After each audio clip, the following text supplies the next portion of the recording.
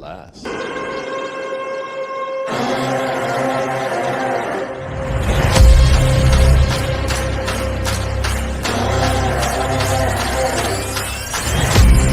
The king's back and the throne's mine. The future's here and it's my time. Straight shot, going for the head with it. Take his head off and say that I did it. Good riddance. Say hi to the bad guy, back in business. If you took what's mine, I'm back to get it. There's nothing you can do. I'm back with vengeance. Now turn me loose. Now turn me loose.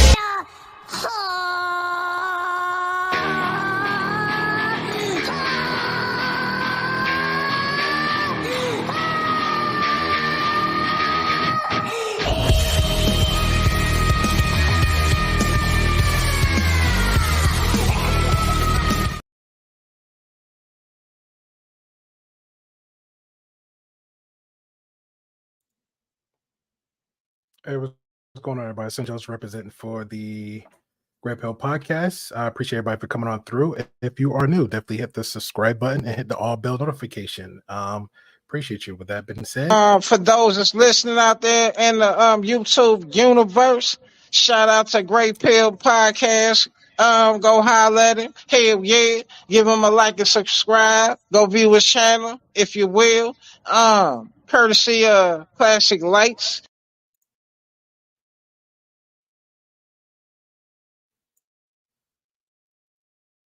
and for my Latina community out Spanish there, watchers and viewers, Telemundo, Univisión, Galavisión. Hola, buenos días, buenas tardes y buenas noches, damas y caballeros. Por favor, suscriben, gusten y por favor compartir este canal de YouTube. Cualquier parte del mundo donde están ahorita, por favor. Familia, amigos o socios de trabajo, lo que sea, por todo el mundo, por favor, suscriben al canal del JustPearlyThings, el Pastilla Gris, por favor. Muchas gracias. all right, so let's get back.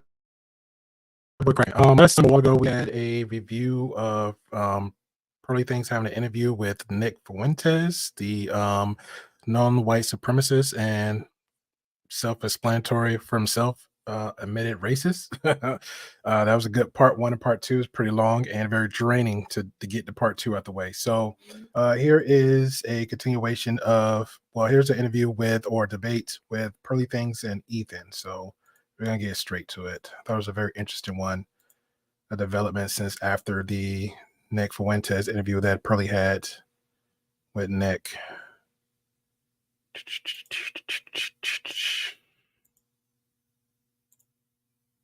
All right, make sure I turn the volume up a little bit. All good. Okay, good. Yeah, we fixed it. Hi, how are you? Your feed looks good. You sound good. Thank you.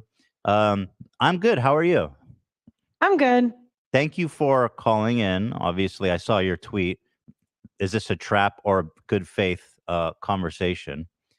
It's not. Yeah, I wasn't sure which. Well, yeah, I think this is a good faith conversation. I mean, what would you consider to be a trap? It's kind of like when you walk into an interview and it's like they're not trying to have a conversation. They're just trying to like paint you out to be a certain way, I would say. Sure. That would be like a bad faith when they go in there with an agenda and they're not really open to hearing your thoughts. Well, certainly I hope for it to be a challenging conversation, but I hope that you'll find it to be in good faith. I mean, you know a little bit about me, I'm assuming, so you kind of know what's my positions on a lot of things, but I do look forward to speaking with you. And I think, yeah, if anybody knows Ethan, he's pretty much I guess you want to say entrepreneur in the YouTube space, in the media space, married, children, YouTube, Twitch, I guess, everywhere you see him online, that's where he'd be. Thank you, by the way, for accommodating us. I know you're in the UK, so I thank you for making the time and coming out here at a weird hour. Yeah, no, I used to watch you like last year, actually, a good amount, like a year or two ago, maybe. What is, like as a fan or as like a hate watch? No, I don't know if it's like awkward to talk about like Trisha, but I used to watch like the show you guys did together. Oh, I yeah. really No, you can. Well, thank you. That's nice to hear. Yeah, I know it like didn't work out, but I actually thought that was really good content. Like you guys did the like the bus tour. I thought that was so funny. Oh, thank you. That's nice. We actually worked really hard on that. All these guys. The bus tour is why Frenemies fell apart. So wait, glad at least you enjoyed it. Oh yeah, it was her segment. Is that what happened? Well, I don't know if It's so long ago, it's ancient history. That I was the remember she was Q&A. upset that it didn't go the way that she was hoping that it would. Oh, she thought we shot it unprofessionally. Yeah. But Pearl liked it, so there you go. Yeah, She I and was Pearl, there. yeah. Okay. Well, anyway, I guess let's just jump right into it. I don't know how many of my audience.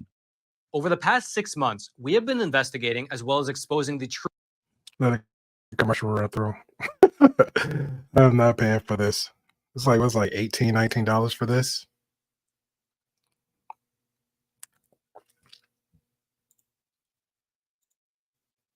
Do, but I kind of want to just introduce you. You've become really successful the past year or two.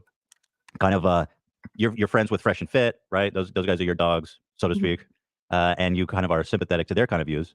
But you've made a name for yourself just on TikTok and on YouTube. So let me just ask you generally, like, what kind of messages are you sharing on your platform? What kind of important messages is it that you find yourself are about? I believe in family, so I think that we should have policies that push family. I think that feminism overall was a bad thing. I think that we should be. I think women are happier when we have, a family and kids over a career in the long run. Yeah. Sorry, I'm a little nervous. It's okay. Yeah, I understand. So it's more like traditional. You want people to kind of follow a more traditional path in terms of family and gender and all that kind of stuff. Yeah, well, and you just see the negative like outcomes the society has when like families fall apart, right? And it's especially hard on the children. Like you see, the kids are more likely to go to prison. They're more likely to drop out of school. They're more likely to be in mental health institutions. So you just see like all of the problems that come with single mother homes. So I just think it's important that we push policies that push family. So how do you push a policy that promotes family? Like in what way can you force a family to stay together or encourage it in a sense? Well, I think you first have to get rid of incentives that incentivize like women to leave families. So, for example, child support, alimony. I'm not really a fan of those. Child support. So if there's a divorce, let's say actually, I think we should ban divorce too. Yeah, I think that should be banned. Yes. Okay. Well, that's a little bit silly. You have to acknowledge that, right? No. So She's like, no. No context. Banning divorce means that when you decide to get married, you are not allowed by the government to leave your significant other in any situation. Yeah, I just think that if you want to leave, you just shouldn't get married. So that's just my opinion. Right, but like in the real world, that kind of simplistic. And there's like exceptions to this, but I would just say in general, for most cases, I would like to know what exceptions. You gotta help me out with this one. What exceptions would you want to not get married? Because things change all the time, especially within marriages. You're not the same person who you was when you first got married. Heck, you're not the same person you was when y'all was dating and courting before you got married. You talk about exceptions, but like the rule. Well, the exceptions are the important part, because I've heard you say that a lot when you're talking about things. You say, "Oh, you want to talk about exceptions," but the exceptions is the important part because those are the people that are going to be affected. I mean, exceptions are going to be a large part of divorces, as you say. I mean, you're talking about 25% maybe or more, because if you're saying you're not allowed to get divorced, so we're talking about like, what if the relationship is physically abusive? Yeah, I think if it's physically, this is the problem though. All right, if it's one-sided physically abusive, okay, fine, divorce. We can allow divorce for those exceptions, but like I've even talked to people that work at like abuse centers, and they say that the majority of abuse is mutual. So it's not just one side's hitting the other; it's like mutual. No, that's not true. It's always got to be one initiating the abuse. It's always one. Nobody just don't walk together, just say, we're going to abuse each other at the same time. 3, 2, 1, go. It doesn't work like that. Abuse does not work like that. There are signs and red flags, but unfortunately, a lot of people ignore them because they love them. Some people does it because, hey, allow it. Hey, I'm married to this person. I'm going to leave them. And because of that might cause some conflict, some more issues down the line. So surely that's not every time. I think, yeah, no, it's not healthier either. Yeah, it's not healthy. I just think that the goal should be to keep families together, and that the goal should be to work through it. And you got to talk, communicate, work things out. But if it becomes to a physical violence, I would say eject. If it comes to, mental abuse, which that's a whole list, and we can go down that rabbit hole, I say it's time to eject. If you're disrespecting the children within the marriage, yeah, it's definitely time to eject. And I'm speaking on both sides, the husband or the wife. It's time to eject. I think most people agree with that, right? Because I think we all can look at the stats and say family is important, right? Family is important. Nuclear families is important to like the health of children growing up in general. I think we can all say that. But when you say something like divorce should be illegal, Yeah. we got to kind of suss that out because that's a pretty extreme claim. For example, in 2014, family violence was the cause of 25% of divorces. So I don't think it's fair to characterize that as some kind of like super fringe example of why people get divorced. Well, but you also have to look if there's incentive structures in place where there's a lot of false accusations in family court. And a lot of people don't know this, that family court is actually based off, it's not based off of evidence, it's based off a balance of probabilities. And there are incentive programs that you get, like in the UK, you get a free lawyer if you accuse your husband of abuse. And it's less than 10% of cases are actually like followed through with the police. Sorry. Hold on. I got to play that back because I didn't understand that. Cases are UK, you incentive programs off. It's not based for fringe example of why people get divorced. Well, but you also have to look if there's incentive structures in place where there's a lot of false accusations in family court. There's a lot of false systems in place for false accusations in family courts. Okay. A lot of people don't know this, that family court is actually based off, it's not based off of evidence, it's based off a balance of probability. That family relations and but you also have to look if there's incentive structures in place where there's a lot of false accusations in family court. And a lot of people don't know this, that family court is actually based off, it's not based off of evidence. Is it me? Because I'm structures and example of why people get divorced. Well, but you also have to look if there's incentive structures in place where there's a lot of false accusations in family court. Okay. Listen to what you just said and then switch into the, is it me when am I hearing this wrong? And a lot of people don't know this, that family court is actually based off, it's not based off of evidence, it's based off a balance of. First she said it is based and she said it's not based. Okay. People don't know this, that family court is actually based off, it's not based off of evidence, it's based off a balance of probabilities. And there are incentive programs that it's family court based off of probabilities. I think not. Yes. Family court. Now, mind you, she's 26 years old, haven't been in a relationship in 3 years, and not married, no kids. Family court based off probability.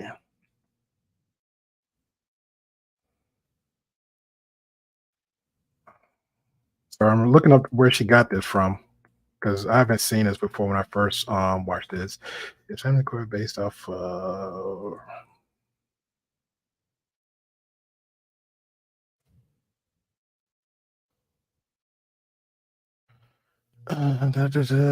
who wins the child custody? Then court balance of probabilities, balance of probabilities when self represented in the family court. Things can be overwhelming. What's the best assertive task? Who are the best witness of the child? Who was the common custody? All right, I'm gonna share this real quick based off of what she just said because this is a little bit weird.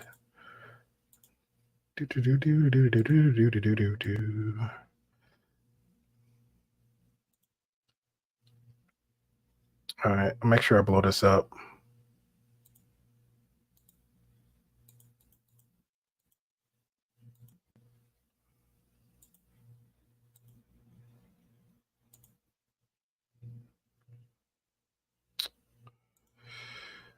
Okay, it's family court based off of probability. Family court based off of probability self. There's a YouTube here in January 23. The family court based on probabilities when self represented.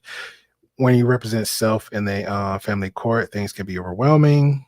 So you need a lawyer. Custody stats, legal, the best interests of the child task who is on child custody as the Texas do as well. The raw numbers, more mothers, fathers have numbers, more mothers and fathers have custody of their children. In more custody cases, the parents come to a mutual agreement that the mother should have custody of the children without trial. Okay. We can continue.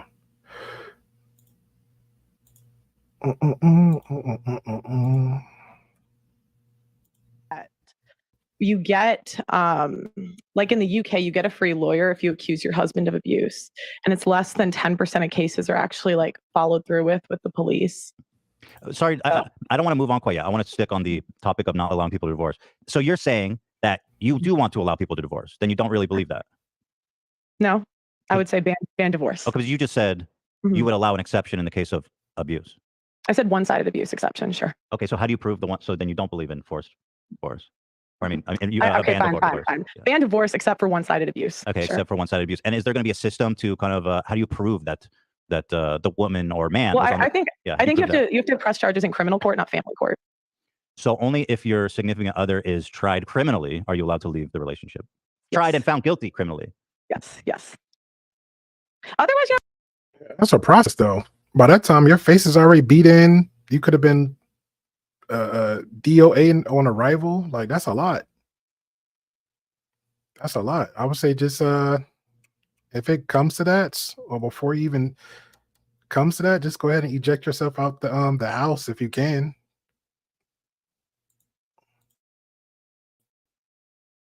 Just stick out of, which is fine if you don't, want to be with someone forever. But I just say stay out of marriage. Because when marriage is supposed to be, for better or for worse, in sickness and in health, and for richer or for poorer. It's not supposed to be, when I feel like leaving. And the majority of divorces nowadays, it's just, when the girl just feels like leaving. That's not true. So and well, it's just not true. I've talked to hundreds of women. That's on not. the show. That's just, that doesn't prove anything. And even if you look at when no fault divorce was initiated in the 1970, I think it was initiated. I mean, one of when was no fault divorce initiated?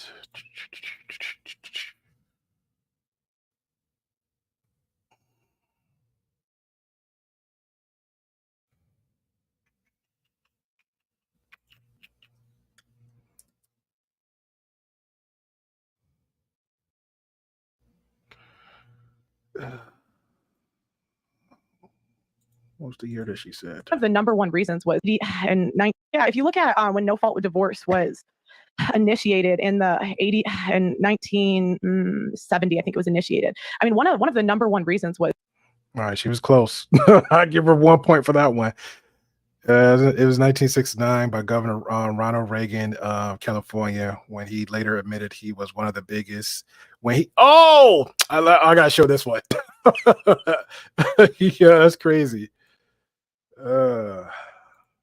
Hold on. All right. No fault divorce was introduced in 1969 by Governor Ronald Reagan of California. Made what he later admitted was one of the biggest mistakes of his political life, seeking to eliminate the strifes and deceptions often associated with the legal realm of fault-based divorce. Reagan signed the National First Fault Divorce Bill. All right. Even Reagan said he didn't like it. That's a no-no. All right, on to the next. Shout out to Reagan. Not really. Financial differences and irreconcilable. And irreconcilable. Yeah. Sorry, good dog. But yeah, I just think for the people that don't believe in real marriage, because what is marriage if you can get divorced over damn near anything? It's not marriage anymore. It's something else. Well, I think the reason for that, historically, this emphasis on staying married, right? Or even before this no-fault divorce was an option, and it was more difficult for women to get divorced, or men, the abuse of power and the risk for abuse and for people to get stuck in a horrible relationship situation, not just for them, but their kids, right? I mean, obviously, having your kids watch their mother get beat up. And oftentimes it's going to bleed. Or the kids get watching their father get beat up. Like, it goes both ways. I acknowledge that. It goes both ways. So both people have a right to, in my opinion, get divorced, because the alternative is one of the partners being stuck and do you think that's the majority? Do you think that's the majority of cases? A majority of cases of what? Divorce? Of divorce. Do you think it's crazy. I just thought of something. While she's debating and arguing with him about the whole marriage relationship and divorce, he's a married man. She's a single woman, 26 years old, no kids, no nothing. Let that sink in. 25%. It's 25% based on statistics. No, but that's not what's in criminal court. It's like less than 10% actually followed through in criminal court. Well, So regardless, 10% is enough, don't you think? No, I said less than 10% of the abuse cases of the 25%. So that's like. Journal of Family Violence in 2014 found that approximately 25% of divorces in the United States involve domestic violence. Right. But again, that's because the woman says that she was, because they're incentive. Okay, but you're just saying stuff. You're just saying stuff. You don't actually know that to be true. No, I do. How? I do. Like, okay, in the UK, there's a law that you get a free lawyer if Yeah, but that's the third time you mentioned the UK. We're talking about the States. You're visiting the UK. You can't use the UK as a Uno reverse cards. You're in the States. Yeah. You're not a resident of the UK. You're a visitor. How does that? Sorry, but how does that prove that women are lying about violence? No, because I'm saying that you can't prove it unless they go to criminal court, because criminal court is based off of evidence, where family court is based off of a balance of probability. So it means it's more likely that they did it than didn't do it. And really, criminal court isn't always based on evidence. You can literally just say whatever and people just be coming knocking in your door and arresting you. Just saying. And that's in the States. But it's not innocent until proven guilty. Right, but they're not going to jail. It's just to let the abused. I mean, you could call it jail when you have a lifetime of not seeing your children. When the whole.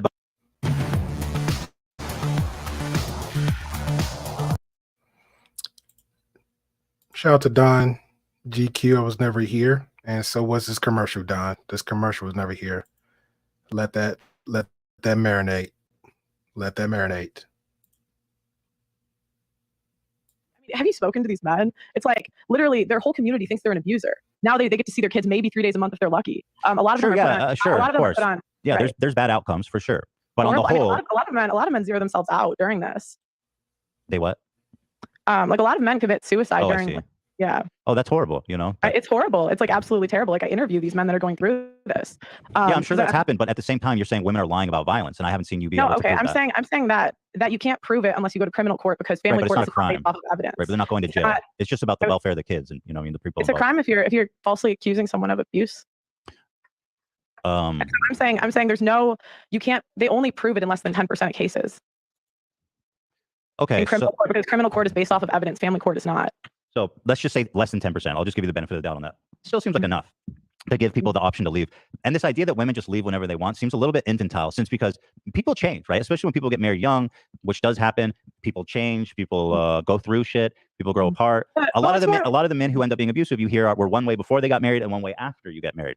So I don't think it's fair to say you're just leaving whenever you want, or you should just have to stay in this forever. Wouldn't you prefer people get married than never get married? Like, I feel like you would be disturbed if, like, only 5% of couples ever got married. Mm-hmm. I'd rather people got married than stayed married. Right, but that wasn't one of the options. Yeah, and you also said it was another exception if it became abusive, meaning violent. So you was good. You was okay with the physical part, but you're not okay with the verbal. I mean, you gave a pass for the verbal and everything else, but you're okay with the physical. So if somebody lay hands on one, that's the reason to get out of the marriage. But it's okay for both parties to be verbally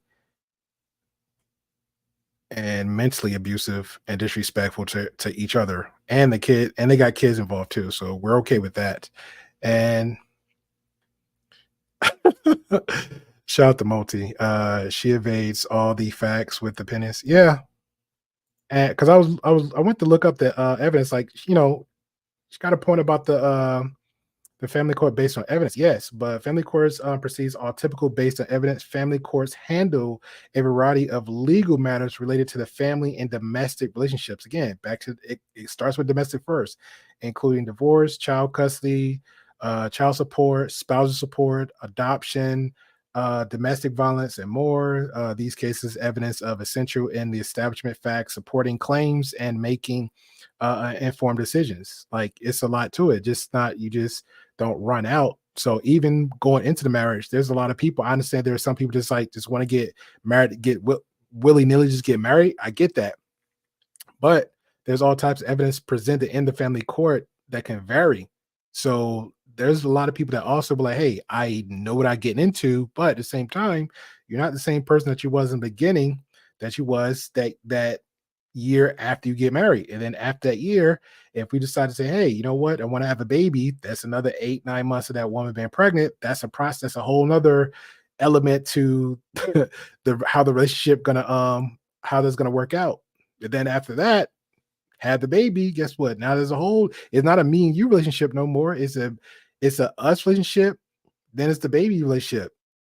So that's a whole nother dynamic. You got that factor, all that. So plus we go on and on because I'm pretty much thinking that the kids at this point, because kids mentality changes over time. Then we got to be a certain way around the children because we're focusing on their development. So now at that point, it's not about us no more. It's more about the child or the children. So we got to behave a certain way. We got to act one way. But if we're behaving and acting the same way from the beginning, we still got to have that same mindset, the same frame, the same mental capacity from the beginning. From the beginning. Because we have to understand we're getting married. What does this entail for the both of us? But again, if violence come into the acts, somebody needs to just exit.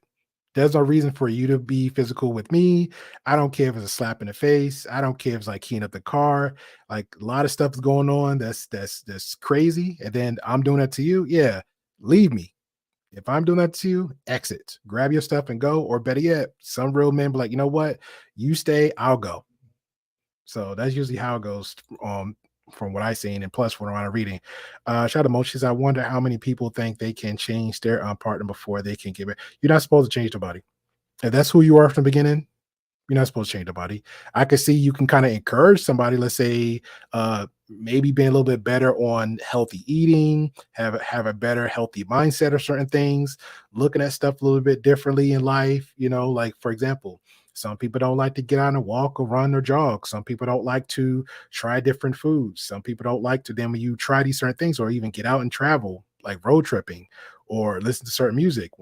If you're with your mate, and we'll use whoever, for example, if I'm with somebody and I'm like, hey, not saying I don't like this type of music, but if I'm hearing something that my mate is introducing to me, and because I love her, married to her, have a relationship with her, what's hers is mine, what's mine is hers. So we're gonna intertwine whatever we share from each other. So yeah, I wouldn't change nobody. It's just like, hey, you're learning something new, you're evolving, but we're evolving with each other. We're introducing each other, your space versus my space. We're becoming a unit, and then with both of us moving forward.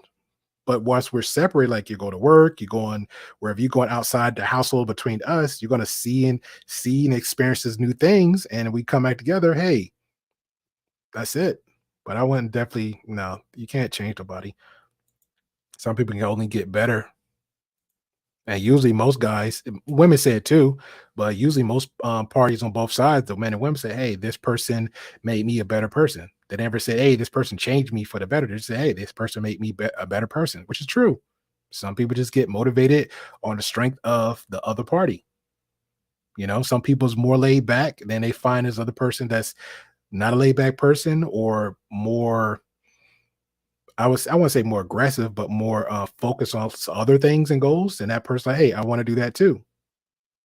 So it happens, but I want to say change.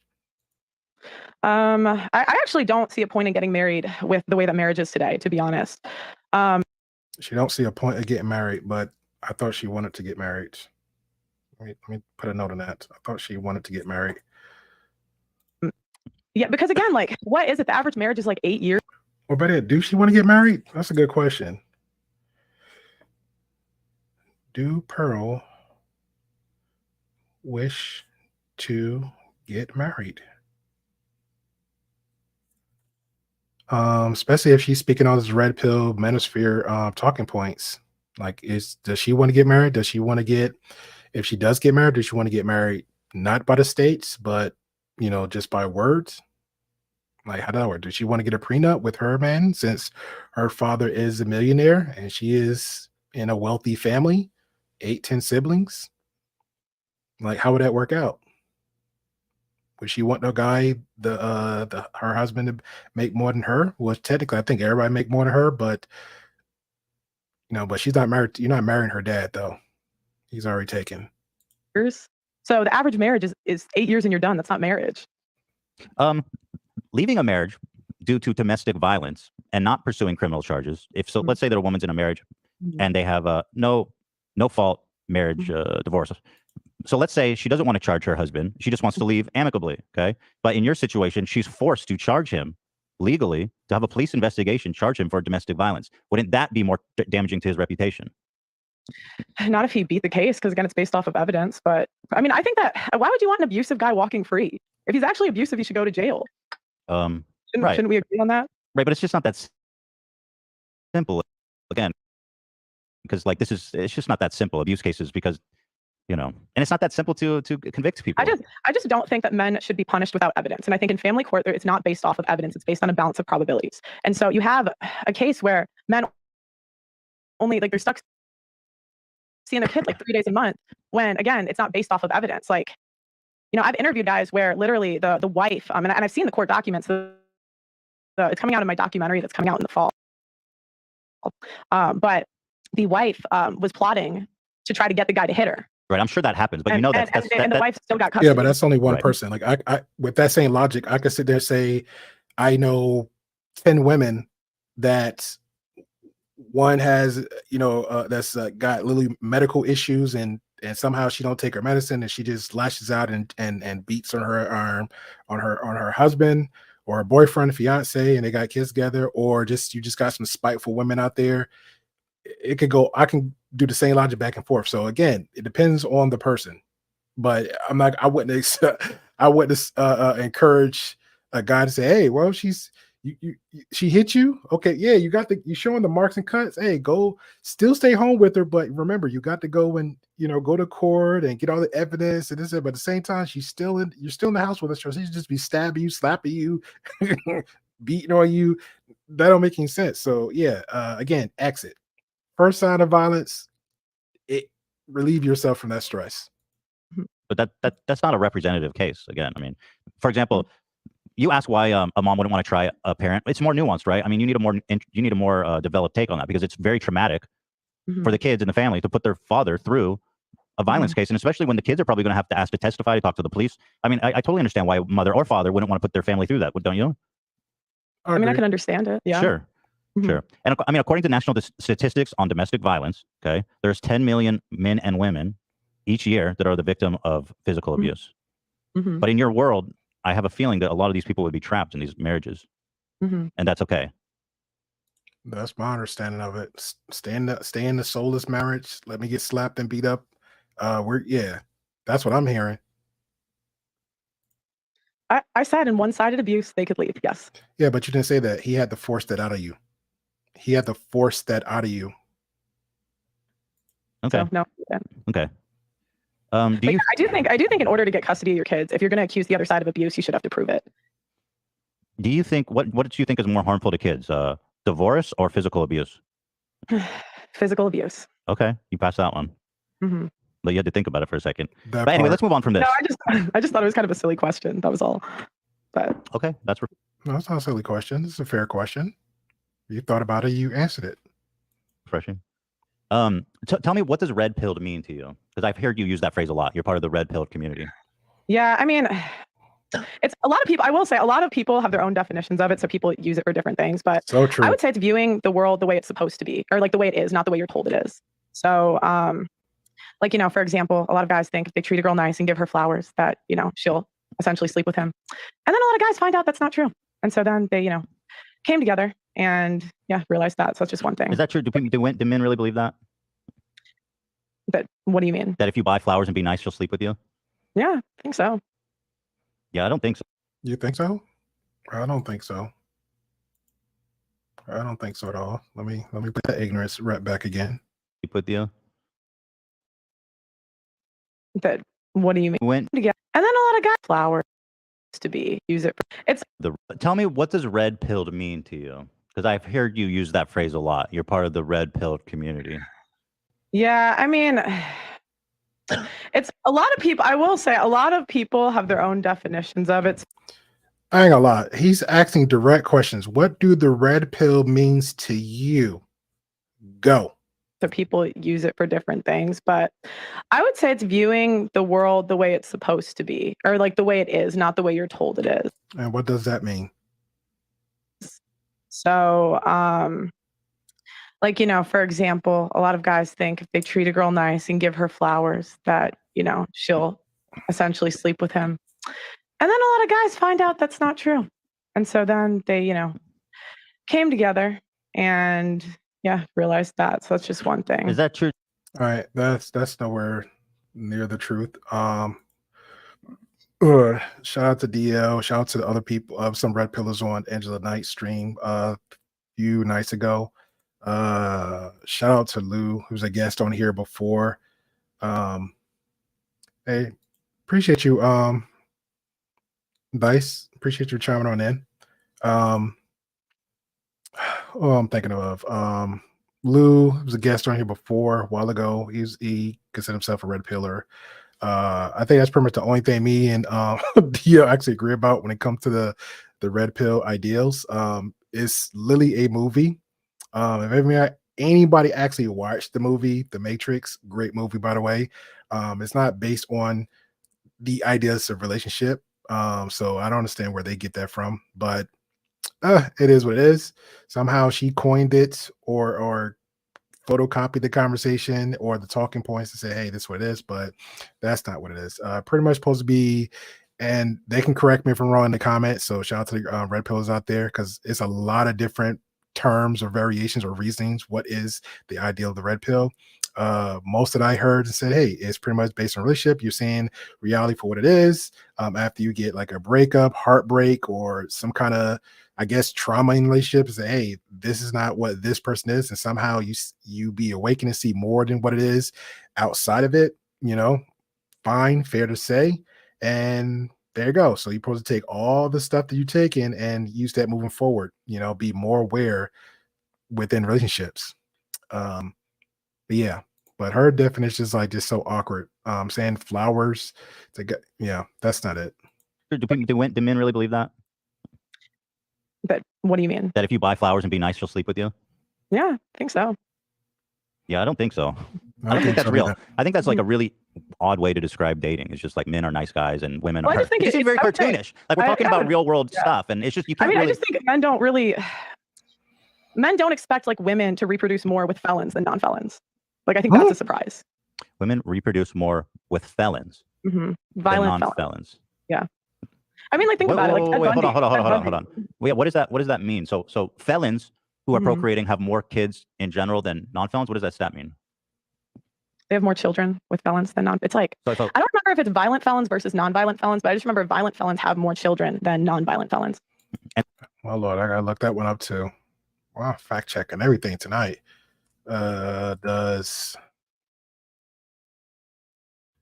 felons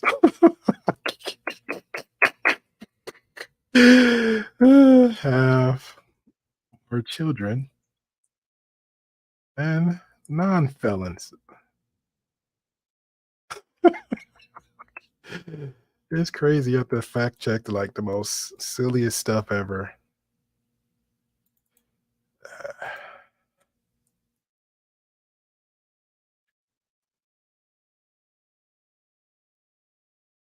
Yeah, I even hit up GPT chat too, along with Google. Only half U.S. kids live in homes. The percentage of felons are white. But this is black felons are percentage of Americans are felons. 10 to 1 kids live in a parent household.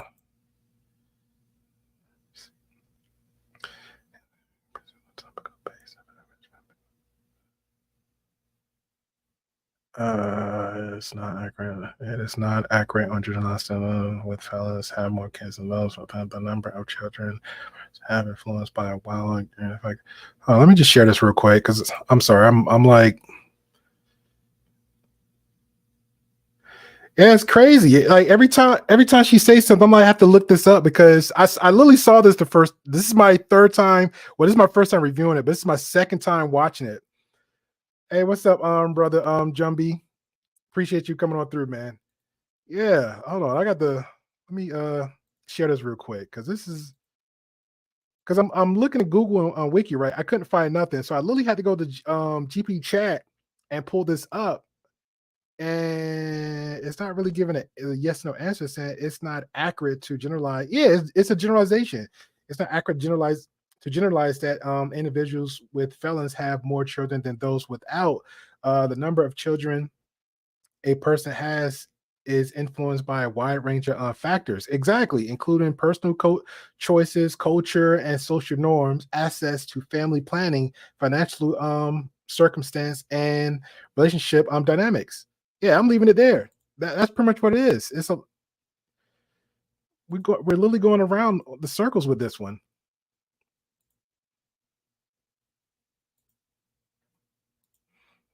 Shout out to Multi. What did Multi say? Multi said, if I have if I have smoke during fact checks, I go, yeah. Yeah, and I got virgin lungs. Man, I'd be lit all night. All night. This is crazy. And so there's men who are looking at that and they're pissed.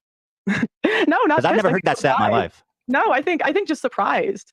Right, I've never heard that stat. Okay. Yeah, is there a source for that? It just seems kind of an odd stat. Like, what does it prove? Felons have more kids than non-felons. Well, I think the reasoning is because women want a guy that can like protect her, basically. A felon? Yeah. That's Why do you think Ted Bundy had like love letters? You can't use Ted Bundy. You can't use Ted Bundy. You can't. Ted Bundy is like a whole different conversation. Ted Bundy was like, he was back in that day. He was like the lover boy back in the day, and nobody even know he wasn't even a felon then. Before he was still doing his thing, but you have women that had kinks of relationship with prison inmates. Like, oh well, that's a whole different weird phenomenon about women being interested. No, Some weird niche women involved. All serial killers. That's surprising. Right, it is surprising, but I don't think it's any interesting commentary on the dating scene that serial killers get love letters from freaks. You know what I mean? Richard Ramirez did too. All serial killers do. Mm-hmm. So yeah, but the point is, it's one, like, it's not the same for women. It's just men. So what is your point exactly? That what does that prove? That felons have more kids than non-felons? You know, that a lot of times women pick the bad boys. You know, I mean, that's pretty much it. Yeah, but they don't mean they're felons. There's bad boys. It's not felons. Shout out to Poppy Blanco. Yo, there's bad boys everywhere, but that don't mean they're felons. Come on. I was having more kids with, I mean, a guy that's a violent felon. You don't think? Okay. Is there a source for that? It's just a really weird stat. I'm just trying to grapple with it. I can get it. In a second. Yeah, that'd be great. I mean, we can try to look for it too. I just want to hear what's in. I can show you where I found it. Okay, fantastic. Yeah, Casey Anthony got love letters apparently. So she was a serial killer, right? Oh, she killed her daughter. Not serial, just a one-timer. So Casey Anthony murdered her daughter, and she was getting love letters too. She got thank you. That was another one. Casey Anthony. The moment she got arrested, everybody was hitting her up, and she was going through a lot. I'm glad she was going through a lot, but at the same time, she slept with the lawyer. It was sexual favors going on with the lawyer. It was a lot going on with that chick. She was pretty much quote unquote 304 in it, whole hopping everywhere else. When the media got involved, even more so when she got released, people was harassing the crap out of her for hazing her for doing what she did to her child. And she was giving sexual favors out just to get a place to stay in multiple places. People was hitting her up all the time. Then she just I think she just redid something not too long ago where she's on a Netflix special to quote unquote tell her side of the story, where that was just straight BS all around the board. So yeah. And it was just a chick not too long ago. I can't remember her name, but it was a chick in prison. People was actually giving her like a lot of money just on the fact that she looked good. But guess what she went to prison for? Deleting people. And how she deleted it was either stabbing, throwing gas on them. Like, this chick was crazy, just off the board, cuckoo for Cocoa Puffs. And dudes was literally sending her money while she was in prison. And she was collecting. I'm talking about not no $20 here. We talking about hundreds and thousands. So yeah, it's a thing. So let's not put all them in now. Letters proposing marriage. Don't you find that surprising? Yeah, that is surprising. So in a sense, it goes both ways, kind of when you look at it holistically. Yeah, no, I think it's more so for women pick violent men more than men pick violent women. Based on what?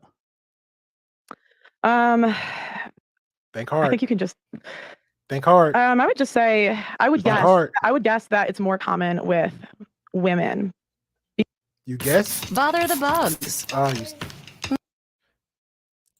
Anybody want to hit that Cash App so I can pay for the YouTube premium because I'm not coming out of my pocket for that. Enjoy the commercial.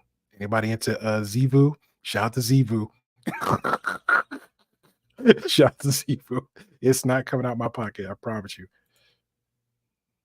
Study versus like a fringe case. I would be surprised if women got the same amount of letters, but I could be You wrong. might be surprised, but do you feel that sometimes you argue from emotion rather than like concrete facts? I find that when you talk about, and I've watched a lot of your videos, you say stuff that I don't think has much of a backing in reality. It's based on feelings, maybe instead of not emotions, but feelings. You say, I feel this to be true. Do you feel you do that a lot or no? I try. I would say I'm a woman, so sometimes, yeah. Okay. Interesting But, defense. And I'm still waiting on the stats. Because I need that stat. I need that stat. You're just scrolling your phone with the pearl ring on your finger. I need that stat. Please show me that stat. Hold on. Do you want me to find it or no? Sure. Yes. Yeah, I'll give you a minute. That's totally fine. Yes. But okay. So why should I engage in a conversation with you at all if women are just emotional? Shouldn't I be talking to a man about this? Probably. Ooh. Why do you bother to even have a platform? Shouldn't you just concede to a man? Yeah, probably. You Right. know. So we got to look for a man to replace you. Well, you had Sarah Garvey. She had Sarah Garvey. He was a man. Look at the look at Ethan's face, like, yeah, you had a man. You had a man, and you kick said man out the corner. Then you tried to silence that said man you had. That was your right hand man. Matter of fact. I'm sorry, Ethan's face is killing me. He's like, gotcha. Gotcha. Don't you think? No, not really. You don't think? Okay. But you do think women are more emotional. I gotta find. Okay, go ahead. I'll give you a minute. Sorry, I won't. Okay. All right. Has she taken this long to find a stat? It only took me like 60 seconds to find out mine to try to find hers, and I couldn't find it. So, and she's a 1.65 million content creator, but she's bragging about how many people she interviewed, and that's anecdotal too. So if I say, hey, all women are abusers, and then I go running down my street, my neighborhood, and talk to 100 women, and then I pick out like the 3 that give me the answers that I want, then yeah, see, this is factual. That's not how that works. That's not how that works, lady. I'm sorry. That is not how that works. Sorry, I'm trying to That's talk all to you and find it at the same time. Yeah, I'll give you a minute there. But it's fine too. We can move on. I'll give you She had 5 minutes. What are we talking about, Ethan? She had 5. a minute, but we don't have to get stuck on it. Okay. No, I want that stat. It's fine. I mean, it's fine. We can move on. Might be waiting a while. It's not fine. I found it. Oh, go ahead. Okay, Oh, perfect. there we go. Oh. What's it called? I'll pull it up. Here. The link, he pulls up the study in this stream, so the link is on here. Whose stream is it? It's Rollo's stream. Rollo Tony Brown. Yeah, he's great. Bruh, Rollo Tomasi is not his stats. Rollo Tomasi is another content creator that says a whole bunch of stuff. That's your source? Let me out. Let me out. I want out. That's your source. Another guy saying stuff. That's the source, everybody. Actually, I know you're a fan. He seems like a nice guy. yeah, he's really nice. I like his headwear. I like when he rocks out. Where do I send it to? Send it in the Zoom chat. The Zoom chat, yeah. Or Oh, you can it's just on tell my me phone. the name of it and I can pull it up. Okay, Either it's in Rollo Tomasi is offensive and vile. It's like 7 months ago. But yeah. Thank you. I appreciate that. We'll look into it. So if Mhm. women are so emotional, do you think it's bad faith in terms of an argument to argue from feelings and to present feelings as facts? Do you think that's a bad faith way to argue or no? No, I was kind of kidding. I was like What were you joking. kidding about? When I don't know, whatever you were asking me earlier. Bruh. You think it's bad faith in terms of an argument to argue from feelings and to present feelings as facts? Do you think that's a bad faith way to argue or no? No, I was kind of kidding. I was like What were you joking. kidding about? When Look at her face. You have to think about this. It's not even a gotcha moment. It's just simple, basic stuff. You know how you talk to a 6-year-old like, hey, you didn't tie your shoe, and then kid just like look at you up in your face like he got in trouble for. They're like, no, you just tie your shoe. That's it. Just tie your shoe. She's that tie your shoe girl. I don't know, whatever you're asking me earlier, you're like, Whatever I ask you later, it was like 30 seconds ago. Breathe. Breathe. do you, I don't even remember. You said something like, do you think you shouldn't have a platform, or like, Well, right. Yeah. Oh, I asked and you said, well, I'm a woman. Of course I'm going to. I asked you, do you feel that you make arguments based on feeling? And you said, yes, I do, because I'm a woman. oh yeah, I was kidding. No, I use facts to back up my arguments. Sometimes I'd say I'm wrong. I'm still waiting for the factual stats that it's been like almost 10 minutes. We are waiting for the stats. Status up. Data. Sometimes I think something and it's not correct, but I would say most of my opinions, I try to at least have a basis of fact. Yes. Okay. Some things you just see in reality, right? I mean, like sometimes you're gonna, yeah. I mean, you can, like, some things you just learn from interviewing hundreds of people. You see patterns. Give us examples. What pattern? Because I just gave an example. I literally can walk out my door in public, ask all the same questions you're asking, and I'm gonna get the answer that I want. Even if I didn't get the answer I want, guess what? That's still anecdotal. That's not how you pull up stats. That's not how you get evidence to prove a point. Because I said, hey, I street walked and asked everybody all these questions. That doesn't make any sense. Doesn't make sense at all. Heck, I can ask my chat. Half of them might say one thing, the other half might say something. That's pretty much how it goes. That doesn't, I'm gonna put a stat on them to say, hey, this is true. That's not how that works. I walked down the street and asked somebody. Okay. Right. But sometimes when you interview people, you interviewing specific people with specific experiences, you're obviously going to run into a bias. Correct. All the time. No, I don't think so, because we do street interviews all the time too. So that's like, lady, I seen all your street interviews. One lady tried to fight you. Another lady was drunk. Another lady was loving at the fact that she's half black. Like, everybody have their own difference of opinions. You're going to get biases. That's literally how that goes. And he was in the UK doing it. Ta-da! Random people on the street. Okay, fair enough. So there's the red pilled, which are people who see the world for what it is. Mm-hmm. And then you have blue pilled people, which I'm assuming is someone like me. I don't want to put words in your mouth, but what does blue pilled mean? People that see the world for how they like it to be, I guess. Okay. I don't talk much about.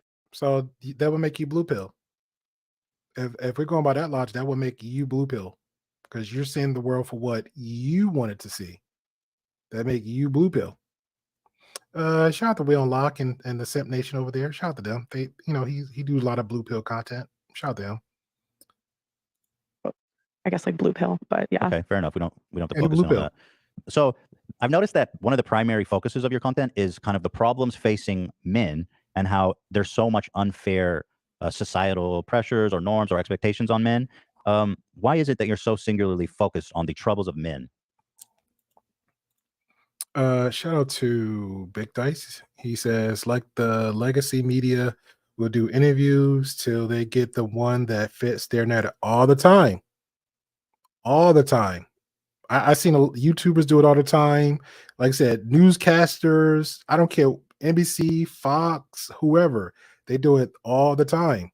They'll grab that one that's the moneymaker, either clip it or make that a whole segment and then have people believe what they want to believe. That's really how it goes. Instead of just being honest and, hey, at least give two biases of one perspective and bring another perspective, then let the audience, the viewers like us, see what they want and be like, okay, cool. Now you got another perspective out there you can think about. That this makes so much sense. But nobody's not going to do that. Everybody's going to pick exactly what they want and run with it. I'd rather listen to two. That's literally why I have the group chat, the group conversations every Tuesday. Look at us, self-plugging myself. Yeah, we have a group. Shout out to the Grey Pill Podcast. We have a group conversation every Tuesday at 8 p.m. Central Time. Collective of people have group conversations of different perspectives. There's not really, now you can kind of challenge somebody on what they say, which is fine, but we're not going to beat a dead horse. Have the conversation, let the audience, the people in the replay, even the chats, engage in the conversation. Everybody chime in their perspective of the conversation and move on. That's it. That's literally what a real conversation is supposed to give. I'm not going to sit there and beat the chat down, beat my my guest members down and try to make one point that I feel is right and just know, okay, cool. We'll use multi example. Hey, multi's Multi might say this. I say, hey, Multi, the sky is blue outside. She's like, no, I think it's a little bit light blue. No, the sky's blue. You know it. Let me show you down. The sky's blue. If he feels one way, that's it. Okay, cool. Move on. Turn page. Next. That's it. It's a conversation. But media is not going to do that. Media is going to pick one, let everybody and let roll with it. Why am I focused on the troubles of men? Yes. That's an interesting way to, I guess, phrase my content. Are you focused on the troubles of men? I would say I think it's unfortunate what happens to men in divorce court. So that's probably what I talk about the most. I think that men should have access to their children. That's not what you talk about the most. You definitely talk about stuff like pay gap myth. You talk about men want younger girls. You talk about men are just doing what's in their nature. You talk about women who have higher body. Ooh, he fact checking her. He is fact checking her. Body count are less desirable. I'll be honest. I've watched a lot of your stuff, and the vast majority is not about divorce court. It's about this kind of like dating coach stuff. Same here. Same here. I've seen all our content. I see what you see, Ethan. And why are you playing with your lip, bro? Stop playing with your lip and beard. You got one. We know. No, I wouldn't say I'm a dating coach, but okay. Oh, but that realm, you know what I mean? Like, I don't mean you're a dating coach, but like that kind of realm, it seems that you're super focused on. So what is your interest in that? Manosphere. Maybe that's a better term. Manosphere stuff. Yeah, red pill manosphere. What is my interest? I don't know. I just thought it was interesting. So that's what we talk about. Or could it be a grift? Could it be a grift? Okay. That's fair. So what is, you say you're anti-feminism. Feminism was basically a mistake. So what is your problem with feminism? Let's start there. That's a good point. Right. I think that feminism wants equality when it benefits us and not actual equality. And are you going back to the beginning of feminism? Like the whole history of feminism, like women's suffrage and everything? Yeah. No, I don't. You don't fuck with women's suffrage? No. You don't think women should get the right to vote? No, I don't. Okay, so are you serious or are you kidding? No, I'm serious. Okay, so women shouldn't have the right to vote. Yeah. Why? No. Because men are signed up for selective service, so they're fined $300,000 if they don't sign up for selective service when they're 18. Do you think women should be drafted into the army? Another fact check. All right, fellas, get you another sip on. Get your sip on. Selective services. So get your sip on. I got to rewind and listen to this in clarity. So I know what I heard, but yeah. Why? No.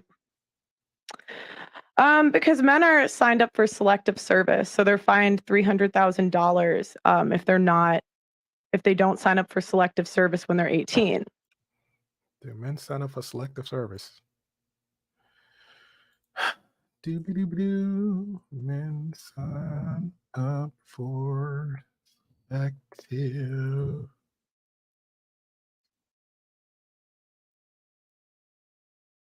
service. That for me. And then the states, it's like the service argument. Did she put $1 on that too?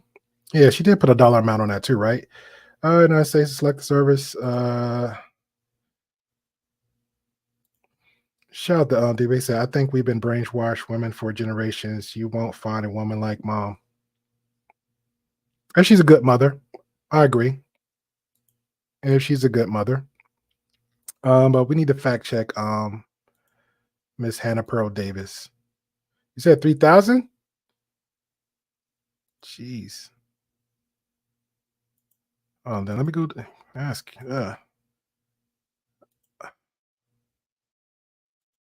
Back to Pearl. Do you think women should be drafted into the army? I think if we want the same rights, it comes with the same responsibilities. Do you think women should be drafted into the army? No.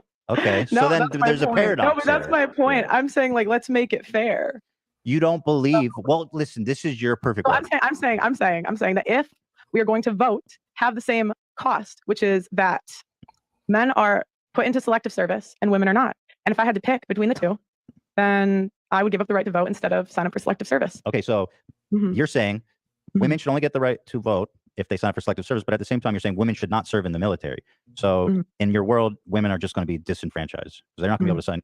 They shouldn't serve in the military because they're not as good fighters. No, right? no, I'm saying for me personally, I would not want to sign up for selective service if I had to pick. So I would give that up. You think women? Yeah, but if you're speaking for you, but you're speaking Yeah, but the audience and the influence that you have and you carry for the 1.65 million viewers in the audience you have. So if you're speaking for you, you're speaking for everybody else because according to you, that's the conversation and the narrative that you're pushing out there. So you don't want women to be serving. You don't want to select the service. You don't want women. You said it on multiple platforms. You don't want women to even vote. So how does that work? Women should be given the choice if they want to do selective service or not. I think if we're going to vote, we should have no choice like the men do. So women should be drafted mandatory into selective service, you believe? No, that's okay, but don't you see the there's an issue? There's a problem here. I said if feminists want the right to vote, right, then it should come with the draft. It should come. I mean, it's not called the draft anymore. It's called selective service. Personally, in Pearl's world, I do not want. Pearl's world is the blue pill world because we kind of cover that when you see reality for what it is, the real world. So, but you didn't say the real world. You said now in Pearl's world. So Pearl's world isn't the red pill matrix world, but your blue pill. Your blue pill. Okay, cool. Want to be drafted. I do not want to be in selective service. I'm asking you like in general in terms of policy. Yeah, because you're speaking for men and women. You are speaking for men and women. Because obviously, I think it's safe to say women in general want the right to vote, right?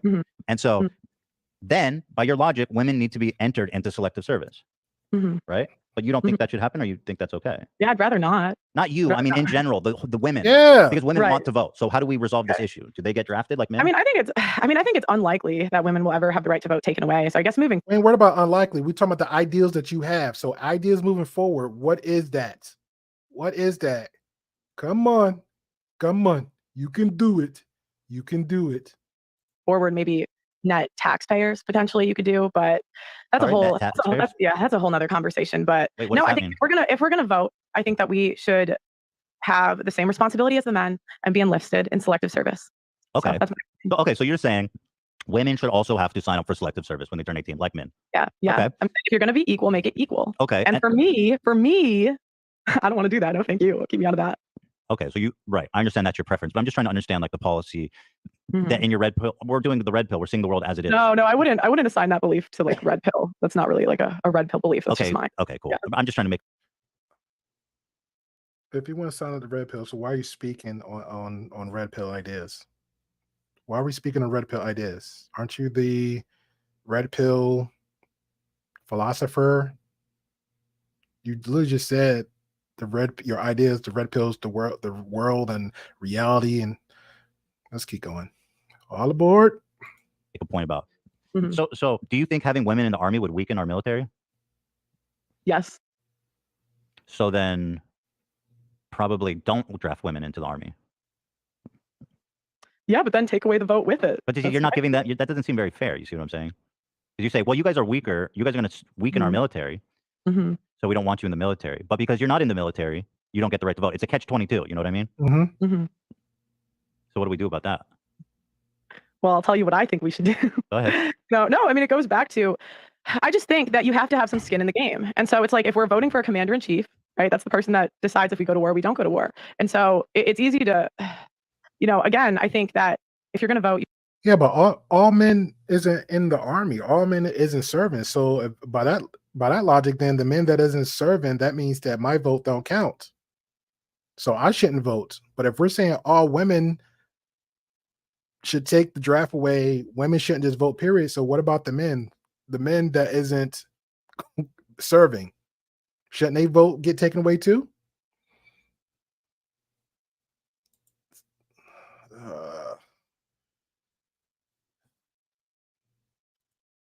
Yeah, I feel like, I'm with you, brother. Jumbie. Shout out to you, interstate travel crew. Appreciate you for coming on through.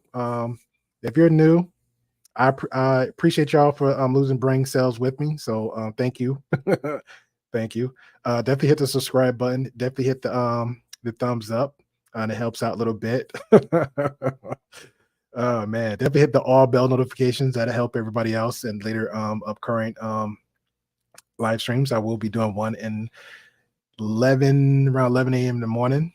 And definitely, we also have a group conversation this Tuesday that's also pinned up for Tuesday, 8 p.m. Central Time. It's going to be a great conversation. The conversation is actually going to be about a stripper that got reformed and did a career change. Okay, so that's going to be the conversation. We're going to do a reaction for it, and everybody get their input on that for the Tuesday.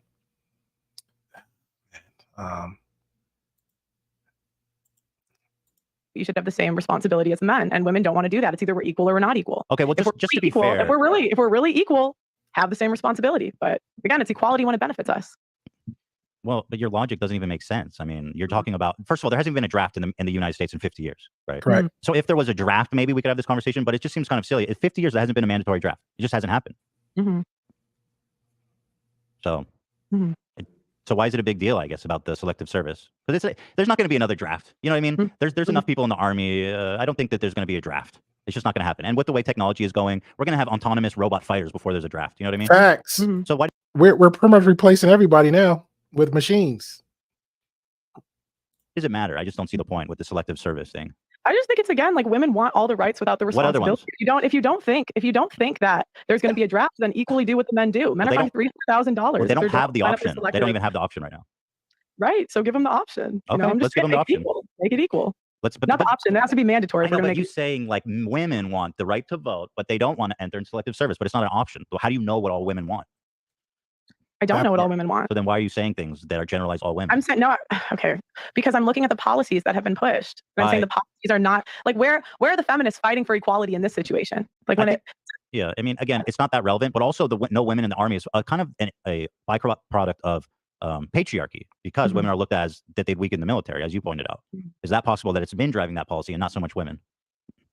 I didn't say women drove that policy. I said they don't try to make it equal. It's only equal when it benefits us. Even if nobody's being actually drafted. I mean, 50 years isn't, that long of. I mean, who's to say? You don't know, but okay. 50 years. I mean, the last man draft was like during Vietnam, wasn't it? Do you not think it should be equal? So you think that it shouldn't be? Yeah. All right. Fact check. And it's just me. When was the last draft?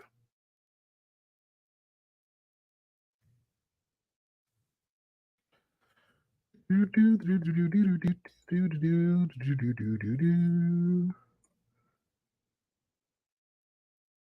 get it. Last update, September 21st. The military was drafted in the United States occurring during the Vietnam War era. The draft was officially in effect from 1940 until 1973. Okay. The draft was a system that compelled young men to serve in the armed forces during the time of war or other emergencies. Yep. So, yeah, it said the draft was ended in 1973, but it started in 1940. Jeez, Pearl. No, I think what you're saying is fair, but it's not making any sense. Like, okay, sure, let's put women into selective service. Fine. I'm fine with that. I think it's fine.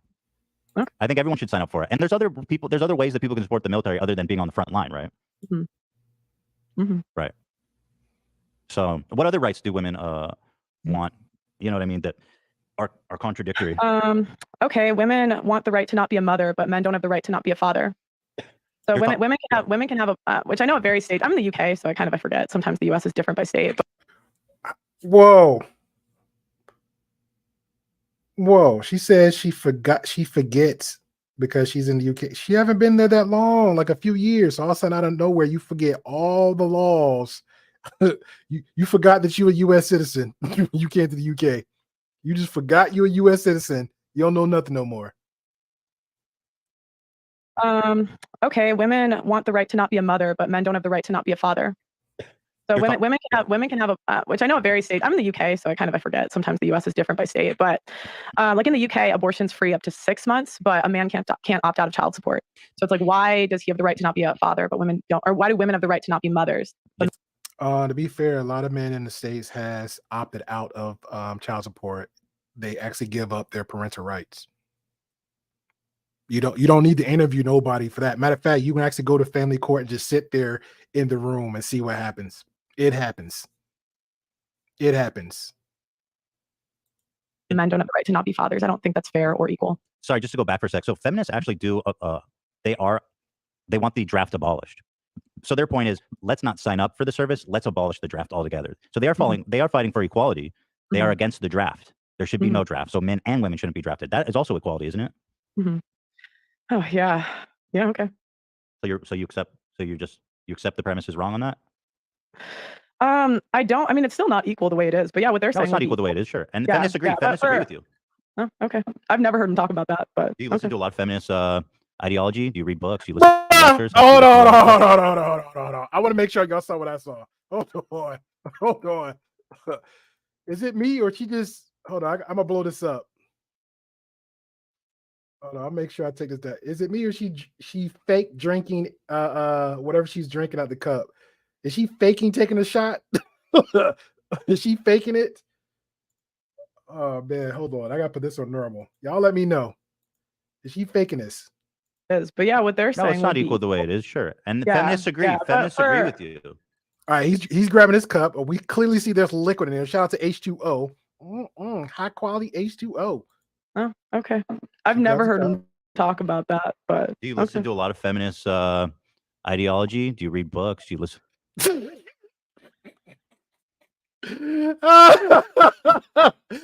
Oh, she fake drinking out a cup. I gotta put it one more time. She fake drinking out a cup. You accept the premise is wrong on that? I don't. I mean, it's still not equal the way it is. But yeah, what they're No, saying. it's not would be equal the way it is, sure. And Yeah, feminists agree. yeah, but Feminists agree for- with you. There you go. Oh, Sip, sip, okay. sip. I've never heard him talk about that, but Do you listen to a lot of feminist ideology? Do you read books? Do you listen to lectures? How do you listen to a lot of that stuff? So I talk to feminists all the time. Right. I haven't seen you talk to an actual scholar once. You just talk to kind of random women, Mm-hmm. right? I mean, that's fair to say. Right. Mm-hmm. So when you say you talk to feminists, you just mean like random women off the street, not Yeah, like a scholar. That's say they're feminists. Yeah, but but feminism doesn't count? it's like a It doesn't count. well, you said you know what feminists believe because you talk to a lot of feminists, but I'm talking about like, No, I said I've never heard them bring it up. So do you have any interest in talking to feminist scholars who are more aware with like kind of what feminism? yeah, actually, yeah. I think that would be good. Send them to the UK. But they're in the UK. Mm-hmm. No, I actually tried for some, but then they'll be like, "You're a hateful woman." Da da da da da. There's one that's I can't even remember, some blonde chick out here. Can't remember her name, but yeah, she didn't want to come on. Blondes. No, I'm just saying that was that's what she looked like. I don't know her name. I forget. But like, I mean, my point is like when you just bring a random girl and they say, "Yeah, I'm a feminist," it's kind of like the Steven Crowder changed my mind versus like actually talking to someone who's involved in like the scholastics, the academia of what feminism means historically in modern day and previously. Mm-hmm. So the level of discourse you would have is obviously different. Mm-hmm. So, so feminists are in favor of equality though. So I don't know if that's interested you or not. Mm-hmm. You don't. Her posture, she's done. You can see in her face. She's like, "Yo, if I had heat vision, I will hit you straight in your forehead, Ethan." This is the face of when Doomsday was going after Superman. If she had, man, this is the most bad villain look ever. Look at it. Look at it. A straight villain look. Don't believe me. I'll take your word. You can trust me. I'm a man. Okay. Me too. I'm a man too. We got men in the chat. It's like, no, we don't agree with you, Pearl. Listen to us. We're all men. Listen to us. We're the woman with the emotions. Okay, so moving on. We're talking about feminism. So what other? So you're talking about divorce court. Sorry, I know you were making a point. So let's go back to that. You were saying that women can decide to terminate a pregnancy, therefore they can choose to be a mom, but men cannot decide that, and they don't get the choice to be the dad. To not be a dad. Right. So do you think that like? Do you not think that the idea that the baby, obviously, Ethan, stop playing with your beard, man. You're like triggering me low key. Like, stop. We get it. You got some fur on top of your lip. Stop. The reason for that, right, which we both know, is that because the baby's inside the woman's body. Mm-hmm. I don't think that matters. Yeah. So I mean, personally, I'm pro-life, so I don't believe in abortion at all. But again, it's the double standard. It's like the women have a choice, but men do not have a choice. Sure. No, I see that there is a sense to that, which is unfair. Mm-hmm. Although there are a lot of single moms, as you pointed out. Mm-hmm. Shout out Berserk. He said, we need facts so he can give him another shot. I actually believe Berserk is actually taking shots for the fact checks. Where you at, brother John B? I think you're behind on the shots, man. I think you're behind on the shots. He's getting it in. Yeah, that are on child support, not all, but Well, men have the choice in the sense that they can just wear a condom. Right. True. And They don't wanna women be have bothered. right, but women have the choice to go on birth control. Okay. I mean, we can have that conversation, but which birth control though? Because it affects women differently.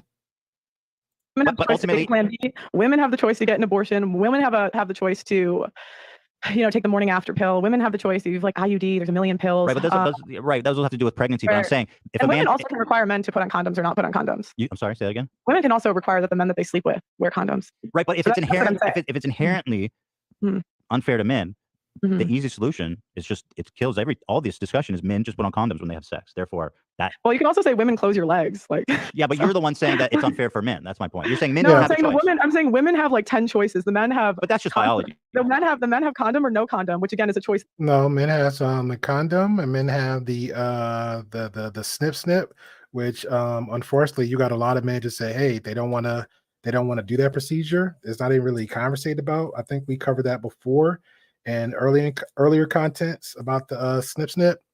So that's an option, but again, it comes back to the conversation. If a man is generally saying, hey, I'm going raw dog Ronnie, free Willie, then that man need to go get himself tested, make sure that he's clean internally, and whoever he's having sex with, said woman, hey, let him know, like, look, here's my paperwork. And if she said, hey, that's good, you got your paperwork clean, but you still need to put on a condom, and he say, hey, well, you need to take some pills or something, and she says, hey, you know what? Then no, thank you, you're good. That's it. That's literally how that conversation is gonna go. But if you got a woman said, okay, well, I'll take the chance of trusting you, but I still need to see the paperwork, then there you go. Then now a miracle happens and she has a baby. Guess who fault it is? Both. Both is at fault. Ta-da!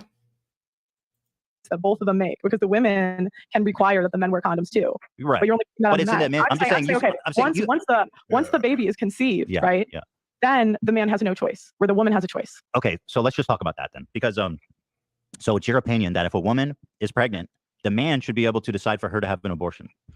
I'm pro-life, so I would ban it altogether. My point is the double standard, where a man is legally obligated to pay child support and will go to jail if he doesn't, but the woman has the choice to not be a mother through abortion.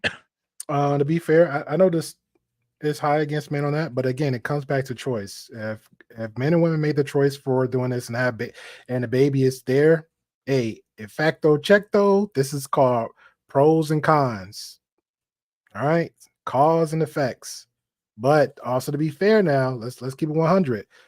There's women, mothers that has went to jail for not taking care of their child. It happens. So, fellas, if you know the ramifications of all this that allegedly Pearl saying, that's even again more the reason just to be more aware, more red pillish, more aware of the reality, and say, hey, you know what? If I'm sleeping with a woman that I just barely knew, or kind of getting to know, or getting to know, I need to come prepared on my end because I don't really know this woman. Let me put on a condom. Let me, shout out to Interstate. He said, hey, I got the snip. Okay, cool. But you still got to have a conversation. One or the other got to be the mature one to have the conversation. Okay, I got a snip. Great.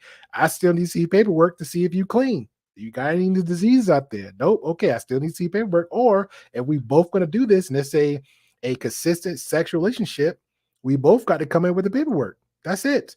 But now if we play that game of the I trust game, okay, cool. But now she don't want to have a baby.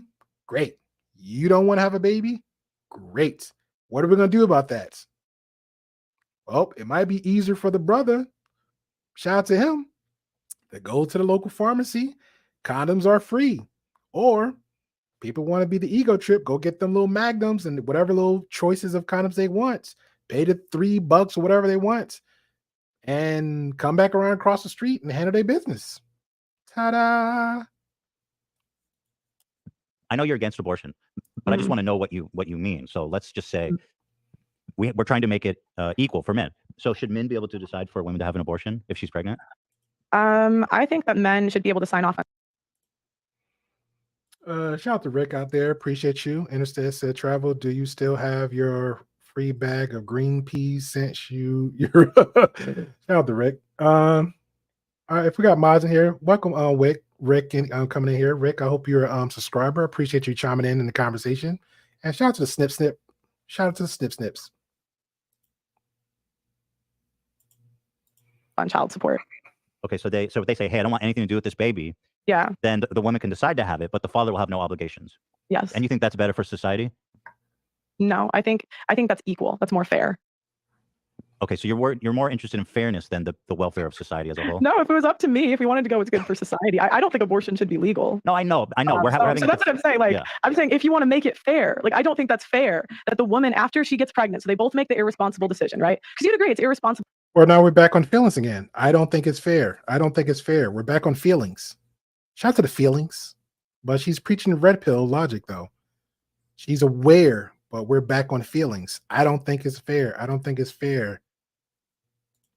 If it's an unplanned pregnancy, that the woman, had sex with a guy without protection, right? We'd agree?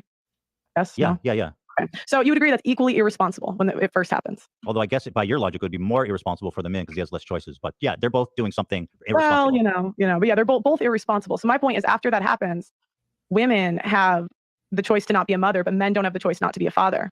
At least, if they don't pay child support, they can go to jail. Right, because that's for the benefit of the children, which is what's the most important thing. Yeah, but is it for the benefit of the kid to kill him? Like, say what? Dude, it's not for the benefit of the kid. Like the woman can make. Wait, what do you mean to kill who? I mean, I'm pro-life, so again, yeah. Abort the baby. So yeah, so if we're gonna go for the benefit of the kid, like if your argument is let's do what's best for the benefit of the kid, the benefit of the kid is not killing the child. Right? I mean, and for me, like I believe it's a kid, right? You might not. But what's that have to do with the fairness to the man? I don't understand that. You don't understand. It's not fair again that men have the choice. That men do not have the choice. I understand what you're saying. And women, yeah. But then, okay, whatever. We're arguing in circles a little bit. Okay. Let's talk about abortion then, since you're against abortion. I'm assuming your stance is abortion should be off the table in any situation. Yes. So if a dad rapes his daughter, then she needs to give birth to that baby.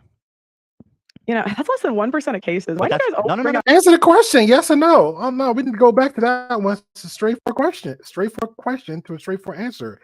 If the woman get raped by said man, you're saying what?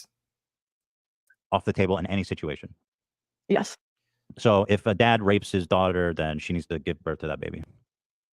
That's less than 1% of cases. Why do you guys no. I know, but that's important, Pearl. The most, because if you're going to have a conversation about difficult things, let's talk about the difficult things. This is why the laws exist. The laws exist to protect that little girl. I'm saying let's talk about the most common thing. That's first. easy. And That's easy. easy. But I'm saying, that's not what's difficult about this. But I'm saying we can get to the difficult things later. But it's like, why do you guys bring because up that's the interesting part. I'm telling you, the law is there to protect on those fringe cases. I'm saying, why don't we start with the majority of Didn't we just do that? You think, okay. What do you want to say? You don't agree with abortion. So like if a men and women have sex and they're both being irresponsible, then sure, I understand. You say abortion's bad because we don't want to murder babies. That's not controversial. That's easy to understand. The point of these laws is to protect the little girl who's raped by her dad. These are the challenging issues. So this is why I ask you about it, because this is the byproduct of your position of no abortions are allowed under any circumstance. So if you're willing to take that position, you can't just dismiss this because you are saying that this girl who's raped by her dad should have the baby. I just think we spend a lot of time. I just think we spend a lot of time arguing about fringe cases that are less than like 0.5%. Those are the important cases. That's and I don't think those are as important as the 99.5% of cases. And so sometimes I think it's a bit disingenuous to say, here's this extreme fringe case that happened. And I don't think you don't make a law for the exception. Yes, like you don't make laws. The general law is not for the exception; it's for the rule. Like why that's not an exception. Why is that an exception? Or I mean, exceptions are important to the law. Okay, that's the whole point. Wait, do you not think it's an exception? Like a 13-year-old girl getting raped by her? I don't know what you can say on YouTube. Yeah, you can say whatever you want. I don't think raped is gonna. We stay away. Yeah, I don't know. But do you not think that's an exception? And by exception, but she was raped. What do you mean by exception? Right. Like, do you think it's common? No, of course it's not common. Okay, that's my point. Like we waste. Do you think that it's less important? Do you think it's less important because it's not? I think it's more important to talk about the 99.5% of abortions. That's easy. That's an easy conversation. Yeah. not like I get your position there. Yeah. But law, listen, you can write, Pearl, you yeah. can write exceptions into laws. That's why they exist. Because why should that girl who's raped by her dad forced to give birth to that baby because you didn't want to have a conversation about her? Yeah, well, And that's usually how laws come anyway. Like that's how we form laws. When some things happen, it's not a law. Okay, let's put a bill in place for the protection of certain individual people, which is like, for example, that girl that you just said, hey, you don't. So if that girl get raped by her father, you're like, hey, you're saying one thing, but you're really not answering the direct question. You keep dancing around it. A lot of dancing. I mean, I would still make it illegal, to be honest, because again, I think you either think it's a life or you don't. So if you think it's a child, you're never gonna encourage. All right, shout out to Berserk with a new rule. All right, I guess we're slowing down the fact checks. Berserker said new rule: every time she puts her foot in her mouth, shots. All right, what say ye, brother Jumby? What say ye?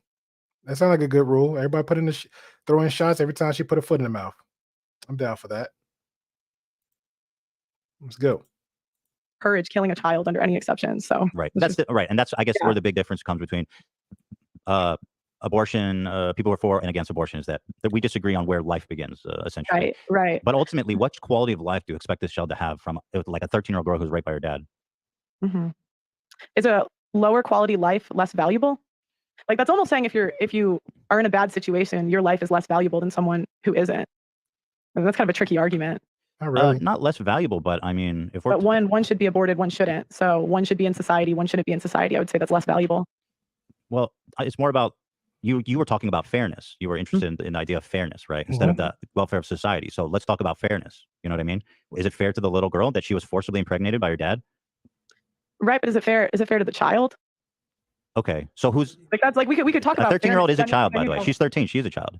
Yeah, and I agree, and I think that's horrible, and I think there should be the death penalty for rapists. But yeah, I'm sorry, like I don't believe in abortion. And again, to me, I think that's a child, and I just can't advocate for the murder of a kid under Okay, any that's circumstance. fair. I understand where you come from. What about situations where like 12% of abortions are related to health crises, where there's a chance the woman might die or the baby might die or both? Your thoughts on that? I don't know enough about those situations to really have an opinion on it. Bruh, you don't know enough to form your opinions about, but you're having these talking points on your platform. You just said you don't believe in one thing, so that's part of the conversation. That's literally part of the conversation. These are factors in play. So you're telling me this would never happen, like it doesn't exist. These are factors. These are laws. Things happen. So if you're talking about it, remember, conversation is going to be in place. And these are one of the conversations, but we don't know nothing. I would probably guess that they would likely both die in those situations. So you're doing a lot of guessing. Sometimes it's just maybe that's an exception, but I don't know enough about that stuff. Right. Well, we can use our imagination just for the hypothetical conversation where there's 12%. I'm telling you, there are 12% of abortions are related to health crises. So if it's the baby lives, but the mom dies, what do you think should happen in that situation? I don't know. Okay. The reason I'm putting your feet to the fire on this is because you says very specifically that abortion should be outlawed in all situations. Hey, appreciate you, Jay, the informant. Appreciate you. If y'all new guys, definitely hit the subscribe button. Definitely hit the thumbs up, like Jay's suggestion helps out. Tuesday, 8 p.m. Central Time, we will have a group discussion about a stripper that changed career paths and is not a stripper no more. So they're gonna be very interesting for Tuesday. So of course, I'm testing that. Yeah, I could maybe see an exception for the life of the mother, but I'm Kareem Abdul-Jabbar. All right, we got a commercial, which I'm not. You're more than welcome. Not asking. You're more than welcome to hit that Cash App for the donation of the premium, because Angelus from the JustPearlyThings is not doing it. So they're like $18. Yeah, I'm broken busy here. I'm not doing it. So let's get back to it. Like, and I don't want to quote this because again, it's just something I've heard. I've heard it's not as common as people lead you to believe, and like sometimes those stats are manipulated. But I don't. Yeah, but the commonness doesn't really matter. It's more about that. I think the exceptions are interesting. I disagree. I think when you say why are we focusing on the exceptions, I think that's a way for you to try to dismiss difficult questions. Correct. Yeah, I just think it's like silly when 99.5% of abortions are not the exception. So you don't, but that doesn't make sense. I mean, why don't you care about the situation of everybody else just because it's not because it's the exception? I just think you should spend more time debating the most common thing. So that's, my opinion. Okay. Very good. Yeah, but again, you're speaking for all. You're speaking for all women. You're generalizing all women. You're speaking on the behalf of the red pill. Heck, you shout out Rollo Tomasi, and Rollo Tomasi multiple times don't like you. He's self-admittedly like, yo, keep my name out your mouth respectfully. He literally said you're not part of the red pill. You're not a good representative of the red pill ideas. His words multiple times. So we talked about feminism. The problem with feminism is that women want equality, but they don't really want equality. They need to sign up for the military, which feminists want to abolish the draft. And then we're talking about reproductive rights, where the women get all the choice and the men don't. Is there any other ones? I'm sorry. I was reading something. What'd you say? Bruh.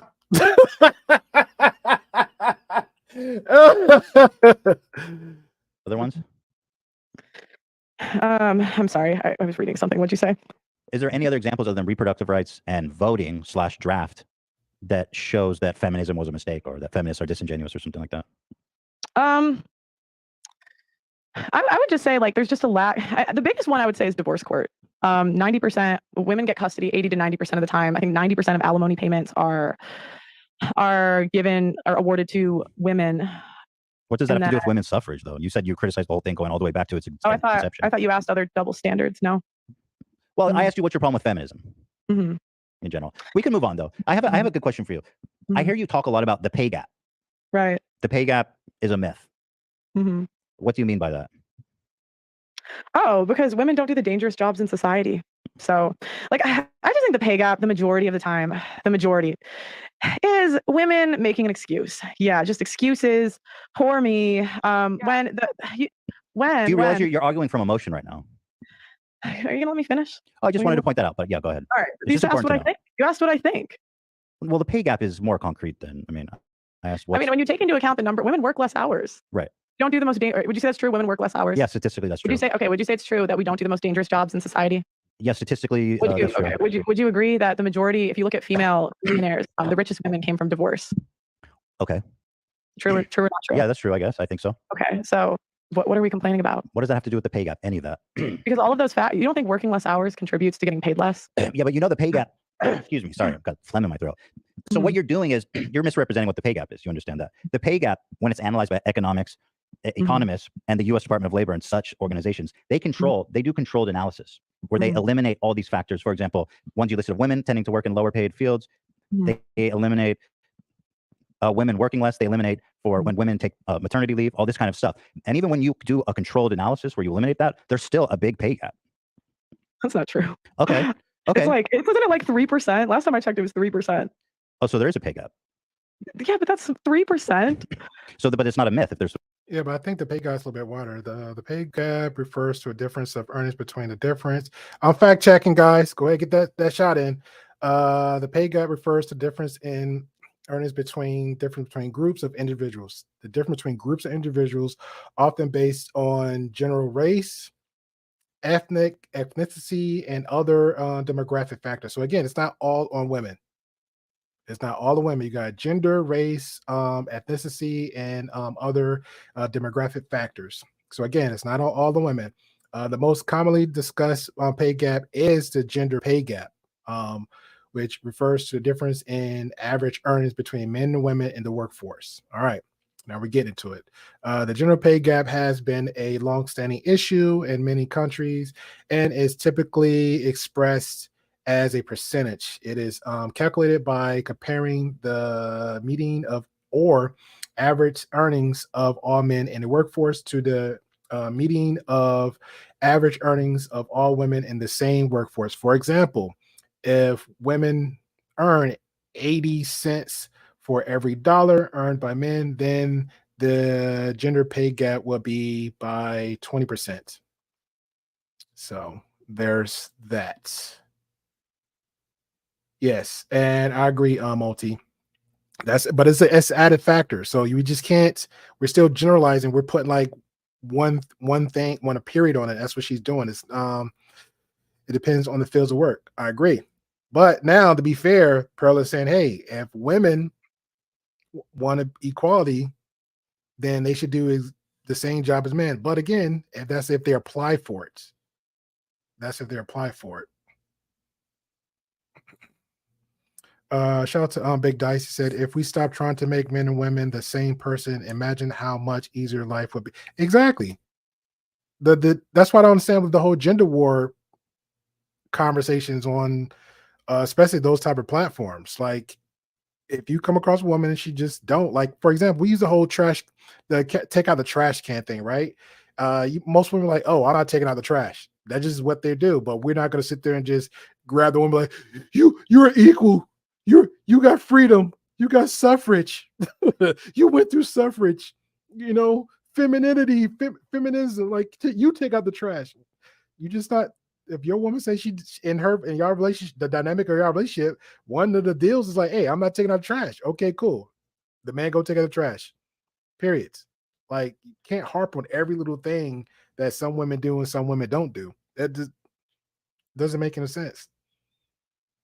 You said you would shake the woman and then be like, yo, you take out the trash and equality? I'm confused on that one now. But all right. Yeah, I agree, Big. It's about sharing responsibilities. That's it. I don't understand why we're harping over every little thing that another woman does. All right. I mean, I get it. There's struggles with a lot of women, what they go through for the workforce, just like there's struggles that men go through in the workforce too. Figure it out. It's life. Figure it out. All right, read the last one. Shout out to Berserker said, she is my equal. She can take out the trash. Bruh. Somebody being petty. Somebody's being petty. We got you in that one. The petty moment.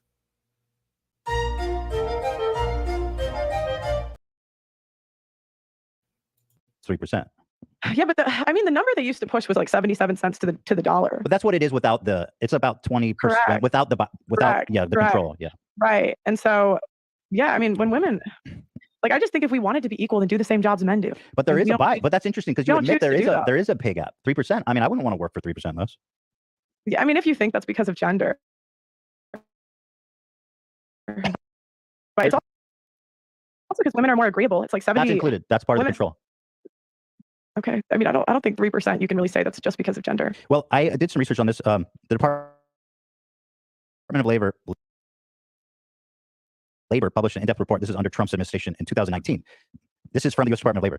I can link you the study if you want. It's called Gender-Based Pay Disparity. Don't link her no study. She's not going to read it. She's not going to read no studies. The Department of Labor published an in-depth report. This is under Trump's administration in 2019. This is from the U.S. Department of Labor. I can link you the study if you want. It's called Gender-Based Pay Disparity Study. Mm-hmm. The research team found that the raw gender wage gap was 17.4%, and the median was 20%.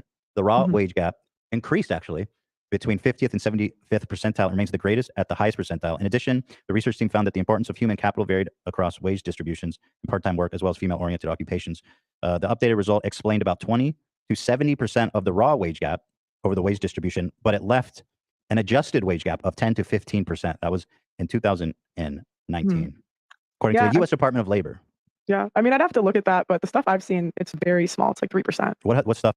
Can you show us the stats? Because I'm still waiting for the first stat, and we never got it. Can you please show us the stats, please? You're 2 stats in, and you haven't showed us. Have you seen? Off the top of my head, I can't remember, but I can send it to you. Sure. Yeah. But I just gave you a pretty concrete. I mean, the U.S. Department of Labor. Do you consider that a credible source? Yeah. I mean, if that's true, it's just a lot of times like there are like parts of the study that they don't talk about. So, like even on this is what I was looking at earlier. Like they're saying the stat you gave earlier. I feel like she's reading something from Rollo Tomasi, a YouTuber. That's what she did last time. That was her. Matter of fact, thank you. That was her stat the first time. Her stat giving to us as valid, concrete evidence was something Rollo Tomasi said, another YouTuber. That's not a stat. Earlier, 12% of abortions are not done on the surgery table of the emergency room. These cases are overwhelmingly doctors advising abortions ahead of time in case there are risks for the mothers in pregnancy. Also, that 12% number they gave is highly inflated. And so it's like, it's just a lot of times there's more to it than just like a number you're giving me. But Yeah, what does that have to do with the pay gap? I'm confused by that. no, the point is that like a number you gave me earlier, like there was more to it. Which number? Which one? I'm sorry. Go ahead. We'll unpack that. The 12% of abortions are not done on the surgery table of the emergency room. These cases are overwhelmingly doctors advising abortions ahead of time in case there are risks for the mother in pregnancy. That sounds reasonable to me. Mm-hmm. I mean, a doctor is qualified to say this baby's going to put your life at risk. I would trust the doctor to say that, wouldn't you? Yeah, Like, but they're saying that number's inflated. Who's saying? They didn't say that. What you read did not say it's inflated. No, I said also that 12% number they're giving you is highly inflated. Based on what? Because what you just read to me doesn't disprove what I said at all. It actually makes perfect sense. No, but they're saying it's inflated. I don't know. They did not say that. Who's they? They didn't say that. So here, wait, who's they? It's just someone I do research.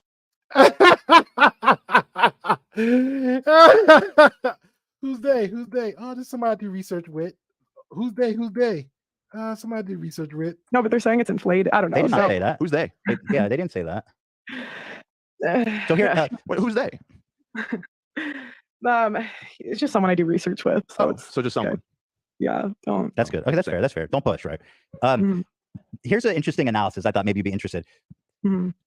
Women don't do the dangerous jobs. Women are overrepresented in healthcare. You know that probably, right? Yeah, it's the number one employer is nursing. Then hopefully you can. That empty cup. Jeez, that empty cup is back. Overrepresented in healthcare. You know that probably, right? Yeah, it's the number one employer is nursing. Then hopefully you can explain to me why, when you look at the pay of women versus men doctors, look, you can see this graph. There's a huge disparity of the average wage of male doctors versus female doctors. You can see here, and even this is from 2022, last year. This is again from the physician compensation report. Male doctors make on average $285,000 per year. Female doctors make on average $228,000 per year. So this is the women's field, and yet they're still making significantly less than their male counterparts. Okay, does it say why? No, this is raw data. This is just raw data. Okay. I mean, you'd have to look at why. So we could justify this by saying women work less hours. No, but they work with less hours. No, you could say that. Again, I'm just throwing off the cuss. You could say the woman pregnant, 8-9 months out the year, took a leave of absence after she had the baby. That could be a factor. Medical issues, but again, the men on the other side have medical issues too. But again, so if we're trying to play the gender thing, the men are strong, so they might, stay up there a little bit longer. So it's a lot of factors in there, but it's still a pay gap that she just said doesn't exist. Asking. No, this is controlled. They're working the same hours. They have the same qualifications. Yeah. Okay, well then maybe they are in that field. I don't know. Okay, so the wage gap is more complicated, perhaps, than saying it's a myth. Correct. It's possible. Okay. I may just showed you like 5 statistics, and she's like, I don't know, she's possible. That's nice to hear. So I would recommend though, when you go out and do these shows and stuff, because when you talk about the wage gap, you're very adamant about it. Like, oh, this is a myth, and this is why, and you extract a lot of meaning from it. So I would recommend potentially approaching that topic with a little more nuance in the future. I agree, especially if you're saying, well, yeah, maybe I'm wrong about this. But here's an excerpt so we can kind of see how you talk about these issues. Here it is. I think in 2022, any girl that complained, I'm not talking about race because that's the first thing people always. Oh, shout out to the Purple Pill podcast. Why I blacked this one out? I don't remember this. So we can kind of see how you talk about these issues. Here it is. I think in 2022, any girl that complained, I'm not talking about race because that's the first thing people always bring in. I'm talking about female to male. I think in 2022, if you're complaining about the pay gap as a woman, you're probably just lazy. I have never had a problem getting the same pay as a guy. One issue is that women. No. So you kind of agree that women who complain about pay are just lazy? Yeah, the majority of the women complaining about this stuff. Yeah, what do you mean majority? What do you mean majority of women? Oh gosh, the one she interviewed in the street. Women complaining about this based stuff. on what? The women she interviewed in the streets. Just what I see, whiners, big whiners. Yeah, I mean, because women, it's like go. You're arguing from emotion again. Yeah. All right. Okay. Is that what you're gonna say every time you don't agree with me? Oh no. You literally are just saying stuff. Yeah. I mean, it's not that I disagree. I'm just saying if we want to have a conversation about this stuff, it'd be better if we don't argue from emotion and say, I feel that all women are complainers, because that's not a productive point. Right? You see what I mean? Yeah. She mad now. Yeah, no, I still think that most women that complain about the pay gap are just whiners. They're big whiners. And I have never had trouble getting a job. I've never had trouble getting the same pay as a guy. And I think that in 2023, it's just a bunch of excuses. You never had a trouble getting a job and the same pay as a guy. But every content you talk about, you never really had a job except for you walk down the street, you knocked on a few doors, say, hey, give me a job. And then somebody felt sorry for you. Your words exactly. And somebody gave you a job. And the last job I remember you said you was talking about, you was, I think during college or before college, you said, hey, you was selling photocopiers. So yeah, I don't remember. I don't know a lot of men is selling photocopiers, but you said you was getting the same job as a man, and you're 26 years old. So have a wealthy family. I don't see you doing any job as a man and same pay. I'm confused. Excuses. So what's your experience in the work? You use your own experience as an example of why women pay gap doesn't exist. Yeah, I'm not blind. Well, hold on. What's your experience in the workforce? I always had a job from like after high school in the summers. And I worked in corporate America, and then I did. How long did you work in corporate America? A couple of years. A couple of years. I'm only 26. Right, you're only 26, and therefore I wouldn't put you in and you have maybe 1 or 2 years working in corporate America. Do you think that your experience is ample to say I've seen that women get paid equally to men? That seems disingenuous based on 1 year or 2 years, and you're only 26 years old. Yeah, that's just my opinion. Right. Okay. Your opinion, but you're stating facts. You said I see a bunch of women doing something. That's your opinion, but you're making it as a fact. Okay, but I think we've established a little bit, at least you've conceded a tiny bit to me, that the wage gap is perhaps more complicated than yes or no. If what you're showing me is real, you did this to someone else, but then there's like something else to it. But if what you're showing me is true, yeah, it's all true. This is all sourced. Okay. Yeah, and I mean, you could easily look this up yourself. Can I see the parameters for the control? I'm just curious. Sure, we can do that. Yeah, you can pull up the U.S. Department of Labor one. The doctor one. Can I see? By the way, we've long since moved. Fabrice, hi. All right, we're taking a quick intermission to rejuvenate our brain cells from Hannah Pearl Davis. Berserker's back, so shots all around. Shout out to you, L. Nixon, for coming on through. Appreciate you for help us with the brain cells here. We dissect this. I did find that study in the Rollatoni video, the Swedish study from several years ago about Swedish prison system. I'm not sure. We can loop back to that. Wait, what was it? What was it? I'm unfamiliar. Here, I had a bunch of tabs open. Where did it go? In the meantime, here, I'll send this in the Zoom chat if you want to take a look. Oh, can you open it? Because I don't have the Zoom on my computer. Oh, Can I send a link to you? That I guess that's a parameters one. That's the Department of Labor's 2019 study. There's a couple more. I guess we didn't. What do you? I'm curious. What do you think it is? The wage gap? Well, it's complicated, right? I don't think it's as simple as saying it's a myth and women who complain are lazy. That doesn't seem like a productive point to start that conversation. It is complicated. What is your solution? Like, if you seem to think that the wage gap is real, right? And that do you think women are discriminated against? Yeah, definitely, absolutely. Because what barriers do women have today in 2023? Like, I just genuinely don't understand barriers. Right? It's not about barriers. It's about norms. It's about like patriarchy. It's about the way that we perceive the value of people. It's not about barriers. There's no laws that say women can't do this and that. Obviously. Correct.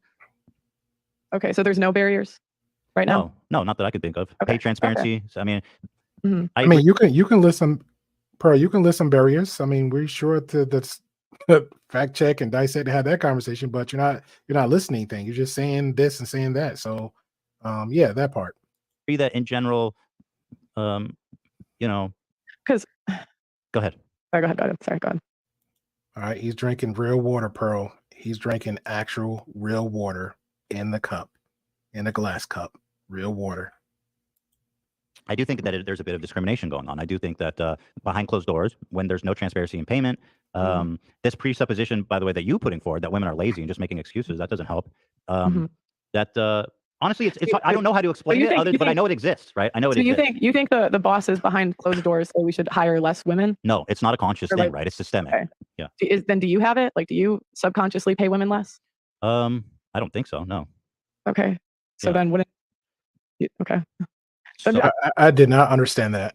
Do you subconsciously pay women less? Like, where are you getting that where are you getting that off? Like, where make that make sense? Because I don't pay women less than I'm just thinking if you think there's this like subconscious thing, like then you. Well, but it does exist, right? I mean, we can look at the should the women ask for raises at your? Well, we're talking about you saying it's a myth, okay? Yeah. But it does exist. That's what's interesting.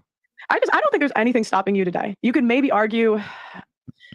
I can't even do it in my soul. You can maybe argue like 50 years ago, but I just think in 2023, there are no barriers. Didn't you say earlier 50 years ago wasn't that long ago? True. In regards to the draft? Years ago. Okay, fine, 100 years ago. I was just okay, fine, 100 years ago. Now we're saying 50 years ago. Moving the goalposts. Moving the goalposts. I'm saying in the past you could argue, but in 2023, I just don't think there's anything stopping you. I think it's like very much a victim mindset to tell women, like to go up telling us that we're oppressed. Like I think that I can do anything minus like the physical stuff, but I think I can apply for any job a guy can. Oh, Ethan, ask her who said is women oppressed. Please ask her that. Please ask her, and then ask her a follow up on that. We need context. And if I want, I can go after any job that I want. I can ask for more money if I want. And I don't think that men are out there discriminating against women. I don't think that men are. If men are such capitalists, men want to make money. It's like if women were so much cheaper, they would just hire all women. Not all men is capitalists. I'm sorry. It is what it is on that one. All men is not capitalists. Right. It's not how it works. But I've never claimed to have a solution. Right. I'm just saying there is a problem. I'd also say, I grew up in a family business too. So my dad hired people all the time, like over 200 employees. Wasn't your mom the president? Was she the leader of the company? What was you're researching my family now, huh? Well, that's all public. No, my mom. I mean, I don't know what they titled it. Like, I don't. Your mom was the president, I believe. But yeah, based on I mean, they might have titled it one thing or another. My mom did more of the marketing, sales side. My dad did the engineering and the software. Untrue. Your mom was the president. They was pretty much equal, but they each had their differences of responsibilities.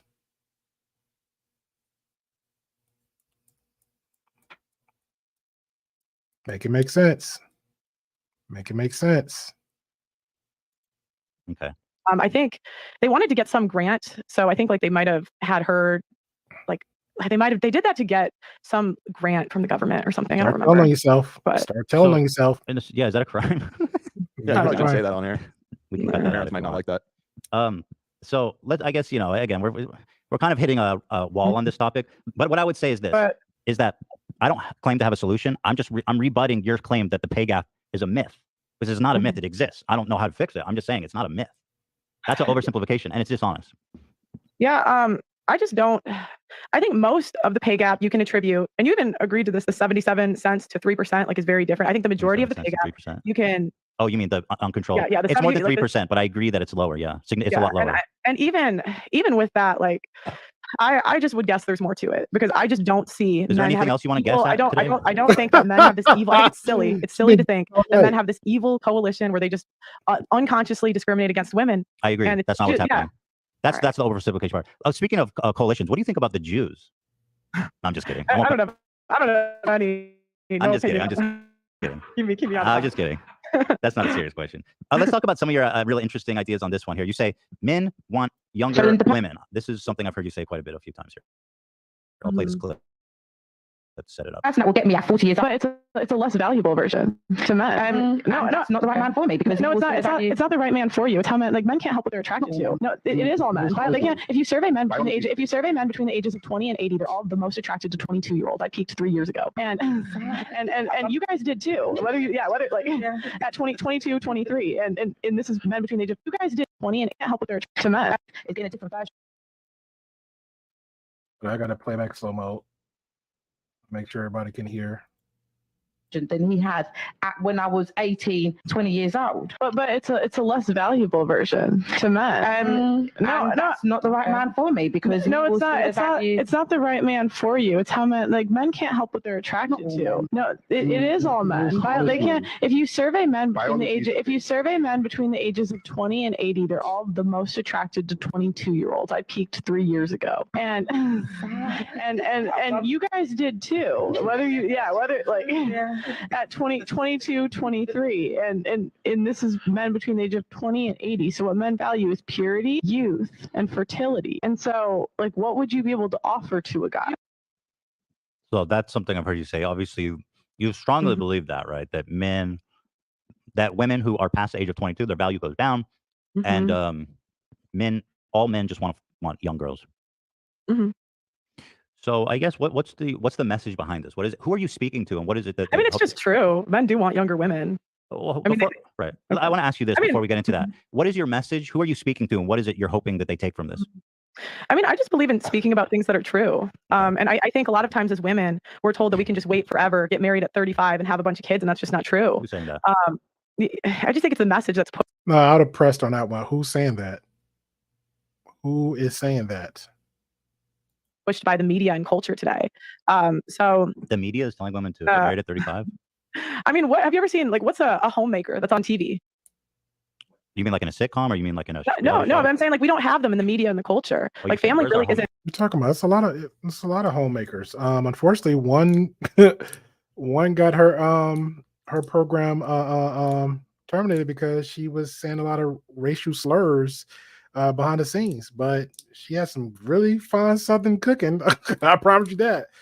There's a lot. Shout out to the Food Network, the food channels, every other out there, Netflix, Hulu, Amazon, Spotify. There's a whole bunch of cooking. Like, what are we talking about? What are we talking about? If you're trying to put the ball on the women, which I think number one, cooking, taking out the trash, washing dishes, stuff like that, that should be a necessity. Everybody should be learning how to do. But if you just happen to come across a woman that does it less than the other person, it's a conversation. Right down to the pay gap that you don't believe that is real. It's a conversation. If me and said woman decide to have a baby together, and it comes a time that she's going to be working less or none at all for the whole period of her pregnancy, and then some months after, and say, hey, then we have another conversation of, hey, how is our money looking to the point where, well, I think you need to stay home with said child until the child has become a certain age, because I feel like you may need to raise the child up there. I want the child to be knowing of you, not the babysitters, not the daycare provider, none of that, just you. Again, that's part of a conversation. Nobody just don't jump into it all willy-nilly. It's a conversation. It's really, family really isn't pushed. And so I'm not saying it to dog on women, but I just think a lot of times like we're lied to. I mean, we have men are called ageist if they don't want younger women. You know, men are constantly Bruh, men isn't called ageist. Men isn't called ageist. It's ageism. And it's a thing. It's all them isms out there. Hateism, racism. There's a lot of isms out there, but it's not put on men. Women got it too. Women like certain age of men. When they get a certain age, when they older, they might like younger men. When they get older, they might like older men. Just like men, it's not on men. Not on men. Stop it. Stop. shamed when they have a standard. So it's not. I mean, that's like a conversation from a 3-hour episode. I don't remember the I've heard context. you bring it up a lot. I know that. Yeah, because it's true. So and a lot of times as women, you're speaking to women. You're saying past 22, your value's going down. And, yes, and your message, your value on the sexual marketplace. So your value, like that doesn't mean like your personal worth. I'd like to just clarify that, but yeah. And so your message to them is nothing. You're just saying that because it's true. I mean, don't wait till 35 to get married. Get married as young as you can. Right, get married as young as you can. But you're 26. How young do you want women to get married? If you're having this conversation you are an influencer, you are a content creator, so you are having these conversations with other women and other men, but you're pushing a narrative on other women on your platform. So what's the youngest you prefer, in your opinion, you want women to get married, to have a child? Because according to you, in the context that he gave, your words, 22 is the youngest, but you are 26. The last relationship you had was about 3 years ago in the States, and you're in UK. Traveling, doing YouTube, hopping on platforms. You're not putting yourself out there to be available to men to get in a relationship for the intent of marriage and child. So again, it kind of come off a little bit hypocritical if you're telling other women that this is what they need to do when you're not even leading by example. You're not leading by example. How are we going to tell other people to do something or how things should be when said person is not even leading by example. That doesn't even make any sense. Yeah. Now, you seem to offer a lot of advice to who you're mostly giving advice to women, would you say? I wouldn't really, okay. I wouldn't really, I guess, sure. Yeah, that's fair. I mean, I think I've heard you say that even. And then so men. Like I wouldn't say I'm like an advice channel, like do this, do this, do this. I mean, it's more talking about the state of relationships today is a better. No, you're not. That's one thing I will agree with you now. You're not a advice channel because you're not giving good advice. But what you are is an influencer. Anybody that does a content about anything, having a conversation, you are influencing your audience. And every conversation thus far that Ethan showed of your words is saying, no, this is what it is. No, this is what it is. No, this is what it is. This is what you're doing on your platform. So you are giving that advice. It's not good advice, but you are giving advice. And you are influencing your audiences, even in the chat, where they shouldn't do. You're 26 years old, no relationship, no real world work and relationship experience, influencing and giving advice to people outside of your bubble to say, this is what it should be. This is how it is. And it all a lie, which make you a hypocrite. Hypocritism. Better way that I would put it. So as men get older, not like super old, but their value goes up. And as a man's value on the sexual marketplace goes up, they're looking for younger virgins, right? That's important. And so any woman who's not... Well, historically, virginity has always been a prerequisite for marriage. Like 100 years ago, 85% of women... We don't live 100 years ago. We don't live 100 years ago. If you keep talking about here in today's society, live in the present. Stop living in the past. Live in the present. Stop living in the past. Who cares about 50 years ago? We know the history. Let's learn from what happened in the past and move forward. You're talking about 100 years ago about virgins. Okay, cool. Yay, virgins. But again, it's not 100 years ago. 100 years ago to now. Let's move forwards. We can't keep going back in the past of what shoulda, coulda, woulda. If that's the case 100 years ago, give up the iPhone. If we're talking about 100 years ago, give up the iPhone. Again, you're not being very genuine with your words, ma'am. You're not very genuine. And I have to say, ma'am, because according to her, she's 26 years old. She's old. No man wants her because she's old. She's 26 years old. She's saying 22 is the best prime time. So she's 26 and old. Didn't admit to premarital sex. So, it's more abnormal now that women are not virgins anymore. Do you know what an appeal to a tradition is? What we did 100 years ago doesn't predict anything. Well, I'm saying the outcomes are better for women. Like the outcomes are obviously better. We have more women on antidepressants than ever before. And it's tough because there are studies both ways when it comes to female happiness. But most of the ones that I've seen indicate that women are unhappy over a certain age without children. And most women wanted to have kids at some point in their life. Yeah, again, but you're still generalizing. Let's just say that's true, but you're still generalizing. You can't put that on all women. It's not all women. It's not all women. And I just think, and you can see what happens in front of you. Like you're not blind. Women are happier with a family. Yes, like I'm seeing right now in front of me to you. You a hypocrite. You're making up stuff. You're in your feelings. You're getting triggered when words are getting thrown in your face, your own words, and then you even got in your feelings about, hey, you're fact checking my family. You're my family. You just had your whole. You know what? That might be a conversation in the morning. Screw it.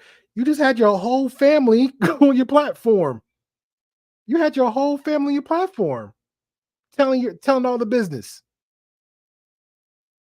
So again, you're doing the "I'm not blind. I see this," which is like again kind of an emotional argument. Antidepressants didn't exist. You just want to call me emotional today. That's just your go-to. You are emotional, and according to you, he's the man. He's married. He's married.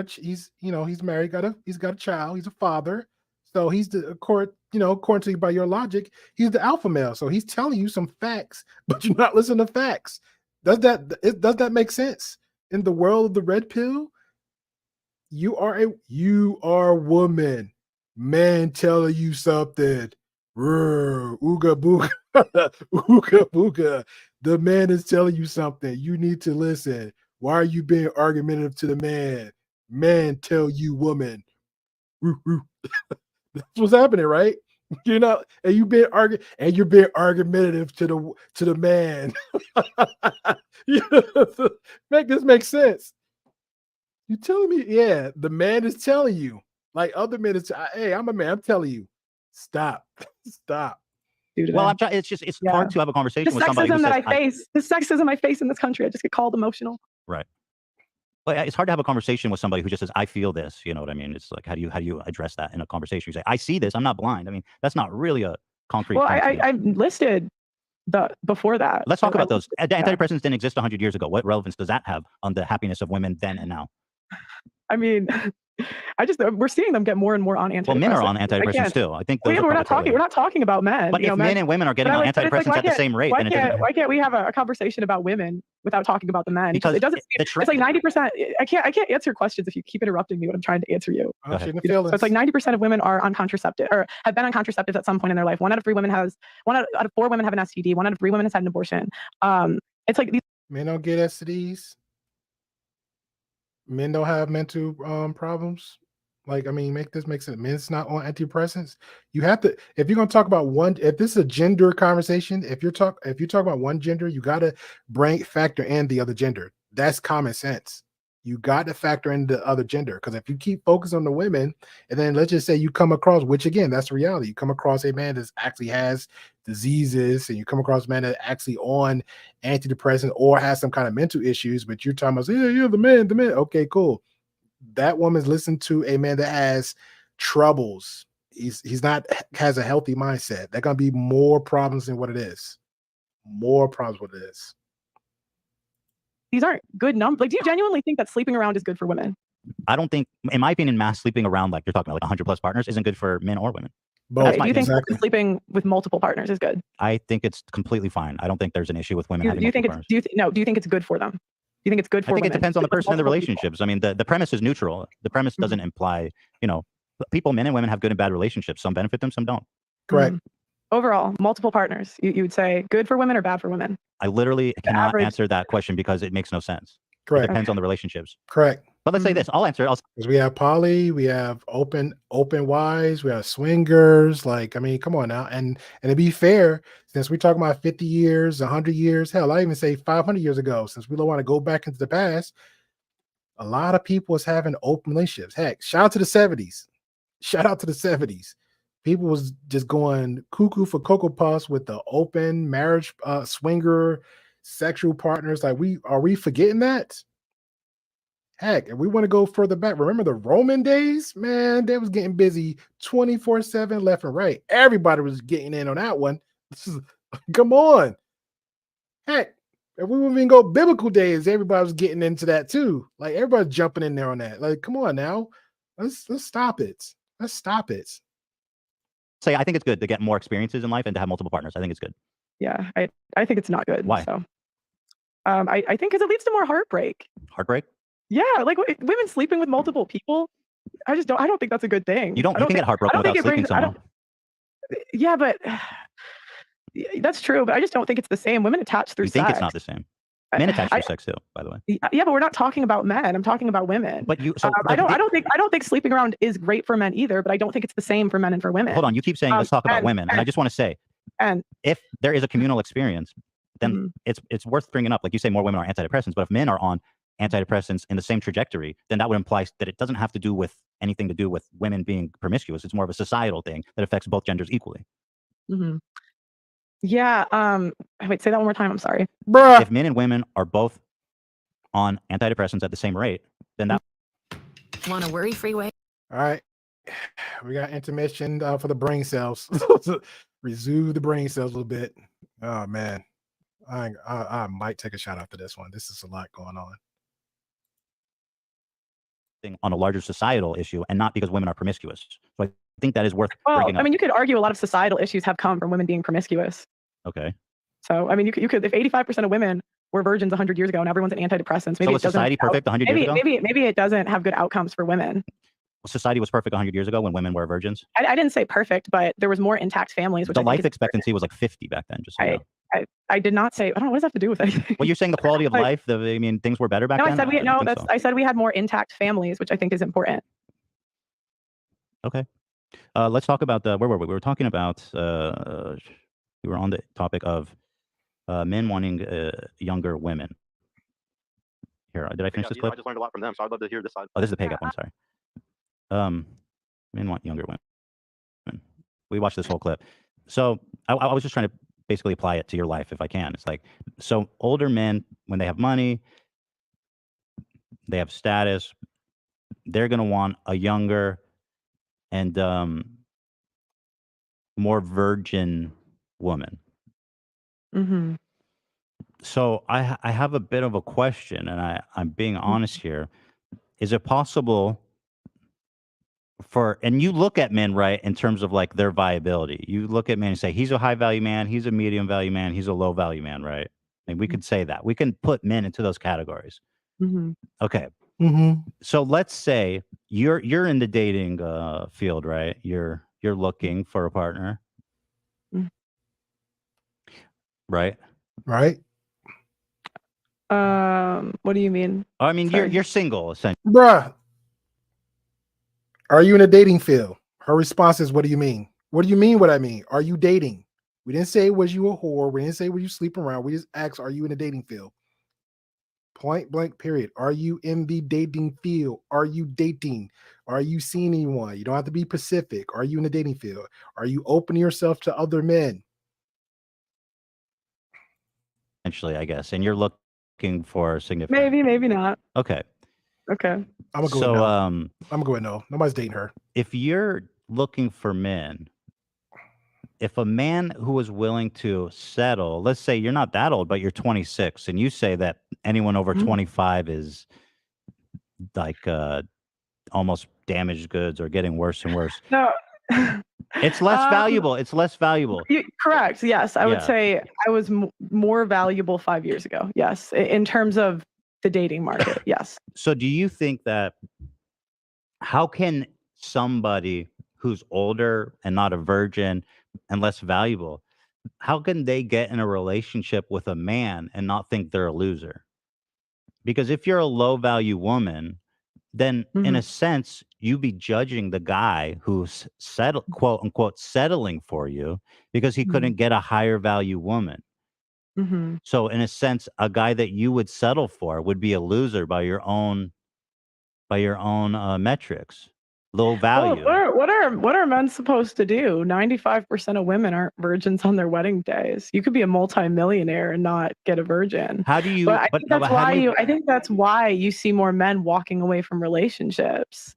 No. How do you enter a relationship and not think that he's a loser because he's low value? I don't really know how to answer that question. But you're the expert in the conversation, so I'm lost. What do you mean you don't know how to answer the question? But it is interesting, right? Because in a sense, only a low value man, and I'm sorry, I'm only framing this in your worldview. Let's say a medium value man would decide to settle on somebody like you who's a little bit older, not as fertile. You are not a virgin.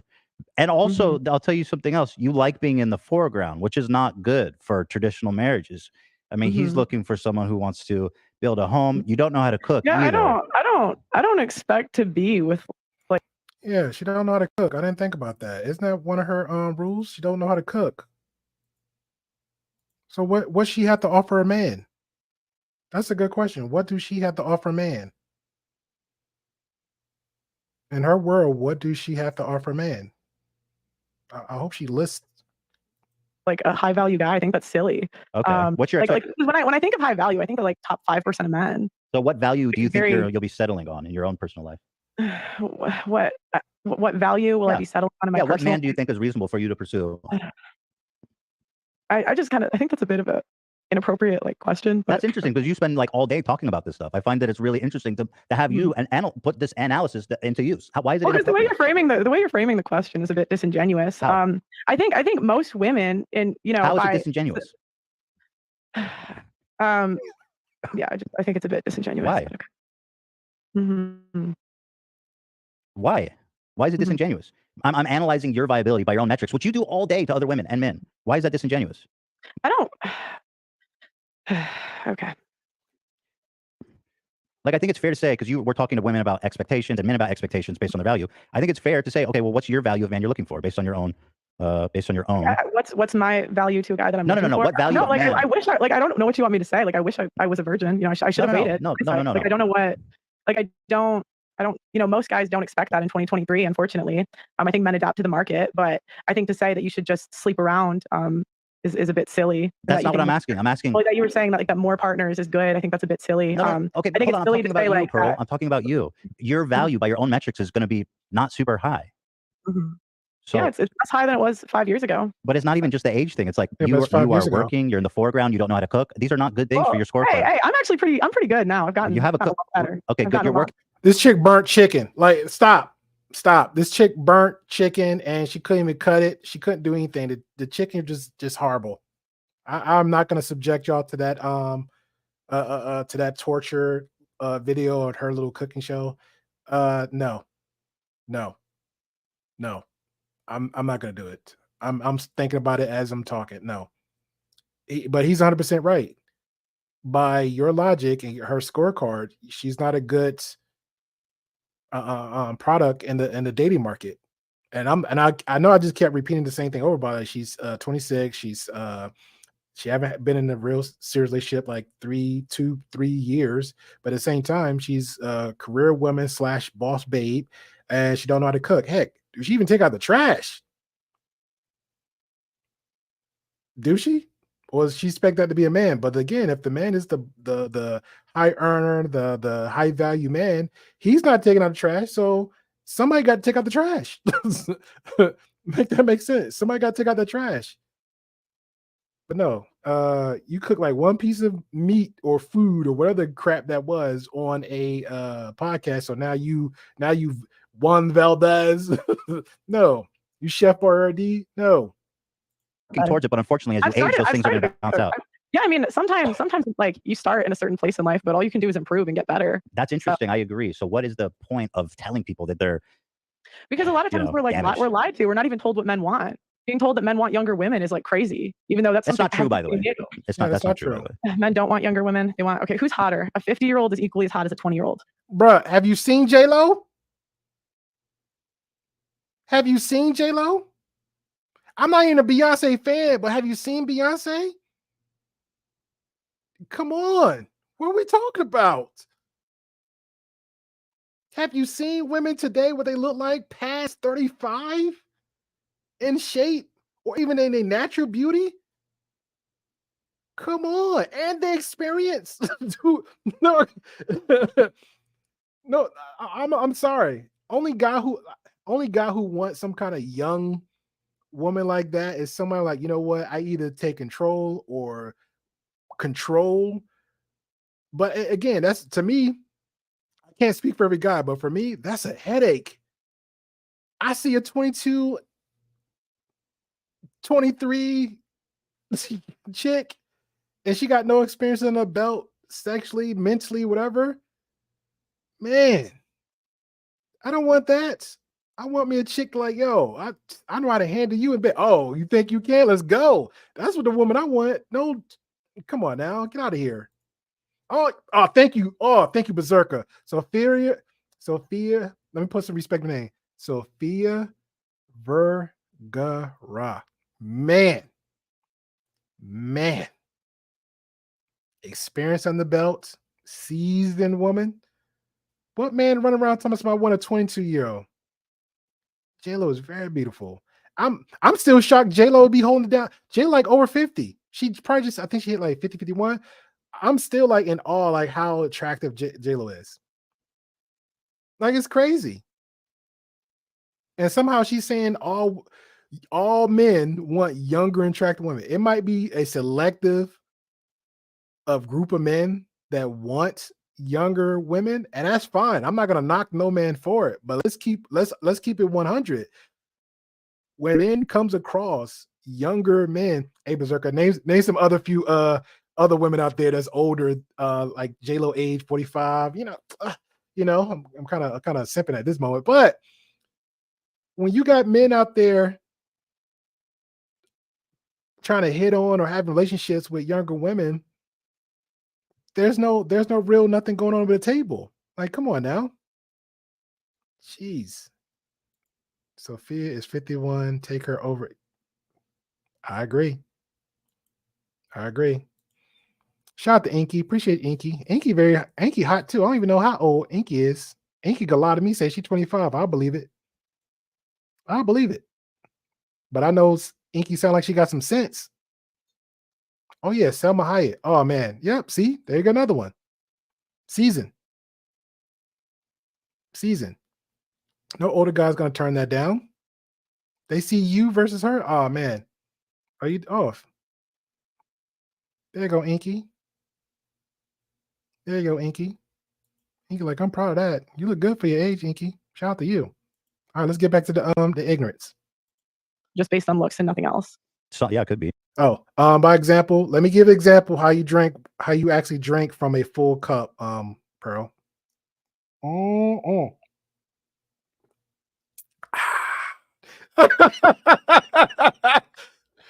I mean, it could be.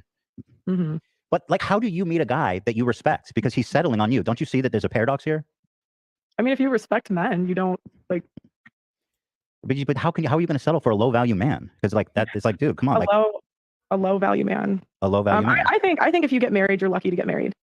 That's my opinion. Okay. So I would feel very lucky. If I was married, I would feel. So you'll take anything. No, I won't take anything. If it's. You did the guy that catfished you. He was overweight, and you talked to your parents, and he lived in your place, and then he got his TikTok or whatever fame, and then he dumped you. Boom. Ta-da. Silly. Your standards are quite I didn't low. say. That's not what I said, but okay. You said I'll be happy if I get married. I don't, you know what I mean? Yeah, anybody marries me would be great. I didn't say to anyone. How would you? So, where's your value as a woman? Would you say, like on a scale of 1 to 10? I give myself like a 5. A 5? Yeah, that's fair. I think. I mean, based on your metric, I'm not saying one way or the other. So we're looking. For the men, we ain't gonna be sexist here, but we got to be fair. She says a 5. So men, do we rate her a 5 out of 10? Like, is that fair? Do we rate her a 5 out of 10? We're not gonna go intelligence. We know how the intelligence factor is. We're not gonna go intelligence. Just by the look factor. Do we judge her? How are we judging her on the looks? Is she fair to say? That? Does it make sense? I don't know why I'm trying to make her a mod multi, but it's not. I don't know why it's not letting me do that. I'll figure it out.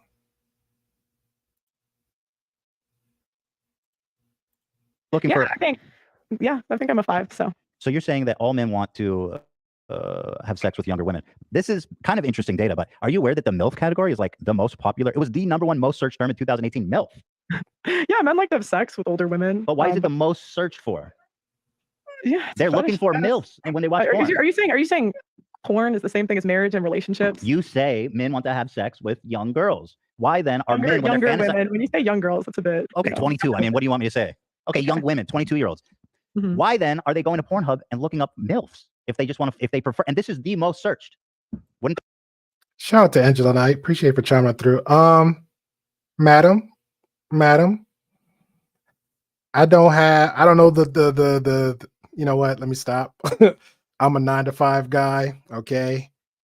I was planning for this conversation like since April, since a lot of stuff came out, since her and Nick Fuentes had their thing. I knew Pearly Things were full of the foo la la over a whole year. Nobody don't want to listen to little guys out there in the content creation world. I knew all about her since then when she leaped from the boyfriend, the overweight boyfriend, to TikTok, to YouTube, and here she is in fantasy land, just grifting up a storm, and she found the grift that she want, and here she is. And I'm like, the whole April of my birth month was just like crazy. Now here we are in May, it is going wild, and I'm just loving every minute of it because everybody, shout out to Aber Preach, to Ethan, to O'Shea, to Sarah Garvey. Everybody's doing the homework for me. Everybody is doing don't worry about the time. Don't worry about the time, Angela. We good. We good. We good. We got people up. They keep it company. We got 10, 12 plus, keep bouncing back and forth. Don't worry about the time. 11 o'clock in the AM, we're going to do another round. 11, 12. That's my time. I think like you're 2 hours behind me. We're going to have some more conversation. Oh, and shout out to the Great Pill Podcast. If you're new, definitely hit the subscribe button.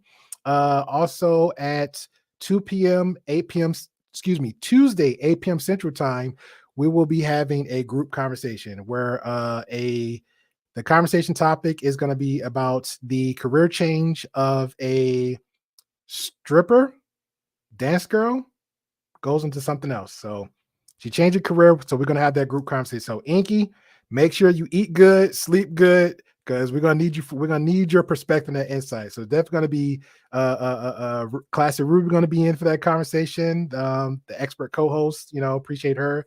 Definitely, I'm going to have West in there, for that conversation. So, and I already reached out to other people. Angela, if you have the free time, again, because Angela is a married woman, 4 years in the belts, got the experience, right? So you're more than welcome. Angela, as always, the door is always open. So that's 8 p.m. Central Time. So I think that's 6 p.m. your time. So, and we go 2 hours. We don't long stroke over here unless it's just me handling business. So appreciate y'all. So let's get this in.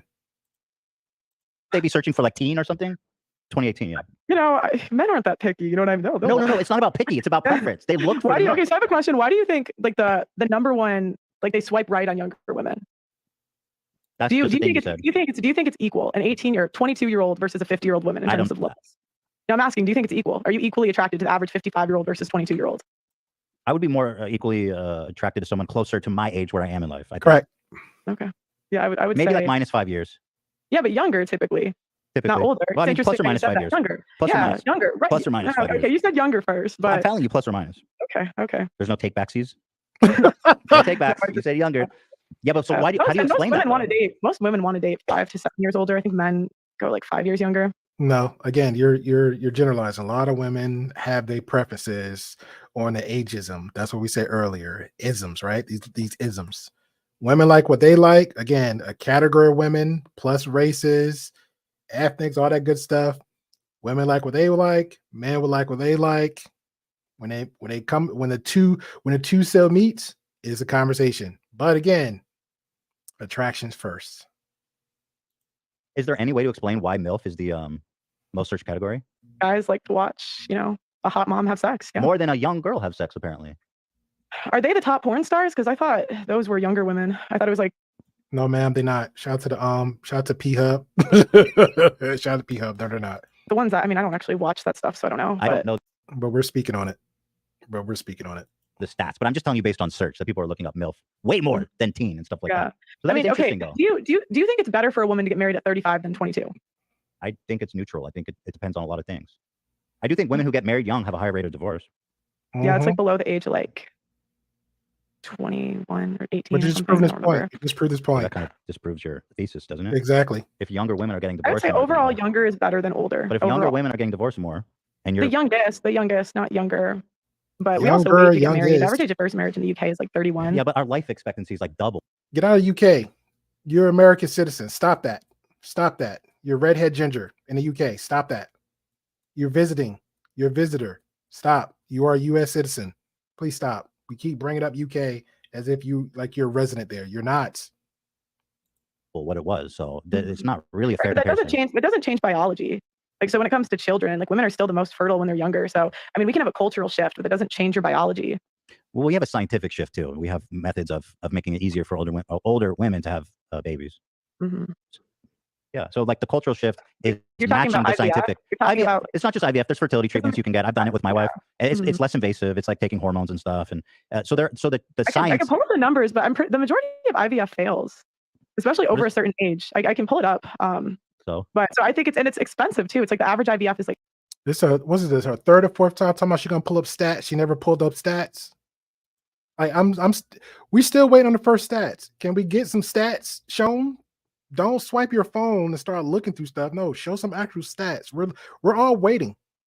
We're like 2 hours in. We're still waiting for the first stats. Bueller, Still waiting for the first stat. She's never gonna show us no stat, guys. Never gonna show us no stats. Shout out to Vic BC Live. I think Angela's already dipped, but one of our Canadians out there. Shout out to them. Appreciate y'all. I don't know if you'll be available, Vic, just for the listening, the conversation, the chat part. You and the missus. But Tuesday, 8 p.m. Central Time, we're gonna have a great conversation. So spread the word. Spread the word if you are available. Spread the word. I appreciate you. Tuesday at 8 p.m. Central. Like $30,000. Yeah, most fertility treatments isn't IVF. There's less invasive, less impactful, less expensive things that you can do that are really effective. Right. I mean, you can, but again, most people are living paycheck to paycheck. They can't afford a bunch of fertility treatments. Okay. They can, but we ain't gonna go down that because you're not showing me yours. I'm not gonna show you mine. Ta-da! Like I think that's easy for you to do, right? You're in a great position. It should in life. be free. Average, but no, I don't think that you should pay for other people's decisions. I think if you want to make that decision, you should pay for it. But I just think that's an easy thing for you to say when you're in you do such great numbers. I'm sure you do really well income wise. Thank you for saying that. We shouldn't pay for what other people do. Should we pay for prisoners or should we execute them all? Those are my only options. Well, we shouldn't pay either pay for prison or execute them. Okay, right. That's extreme. Either the two. In a sense, though, I'm trying to make it like a somewhat that's a tough question. Well, prisoners cost on average like $30,000 a year for the average prisoner. Yeah. Mm-hmm. Or even more now, probably like significantly more. I think it's like close to 70,000 or something like that. 70,000. Let me look it up. I'll look it up. So that's crazy because the IVF is obviously way cheaper than that. Mm-hmm. So what do we do about them? To execute or put them in or what else? I mean, what would you do with prisoners? We're spending $45,000 a year. What do we do with them? Yeah, the average is it looks like 45,000. 45,000. IVF probably costs like 10,000. What are they in prison for? I don't know much about. I don't know much about the topic, but I do think we should execute. Well, they're all costing us the same amount of money. 45,000. We can execute, and murderers. Yeah, we can. The rest, I don't really know. I don't have a strong opinion. Well, but IVF in general, but I guess I guess prison would make a bit more sense because you want a safe society, so that's something everybody benefits from. We had a 6-hour layover in Rome. All right, we got an intermission from Pearl's Fulala. Again, you're more than welcome. For my peace of mind, I'm not paying for the premium. You're more than welcome to hit that Cash App, and I will definitely pay for premium on that. But we got a break from Pearl, so we're coming right back to it.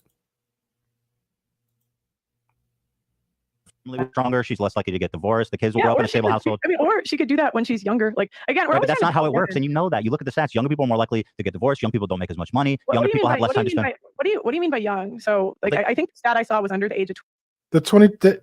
We can go with the age 22. That's young. A lot of people getting married at age 18 to 21. We can say 18 to 23. That's still young. A lot of women get married young. It's a high percentage of them getting divorced. That's a fact. 21, but it's like between above that, the divorce rate's very similar. Do you think women under 21 should get married? Yeah, if they want to. I think, people, I'm not forcing anyone to do anything, but I think I'm not forcing anybody. More time you can spend with a husband rather than just like out on the dating market. I think that's better. I think less experience is better. So here's an interesting analysis regarding men wanting to sleep with younger women. The top. So I've been trying to source that figure. Bro, she's still looking at that phone. Regarding men wanting to sleep with younger women. The top. So looking at that phone. I hope she pull up a stat. A stat, the stat. I've been trying to source that figure. How old is Abella Danger? How old is she? How old is Abba? She's 27. That's pretty old in your world, isn't it?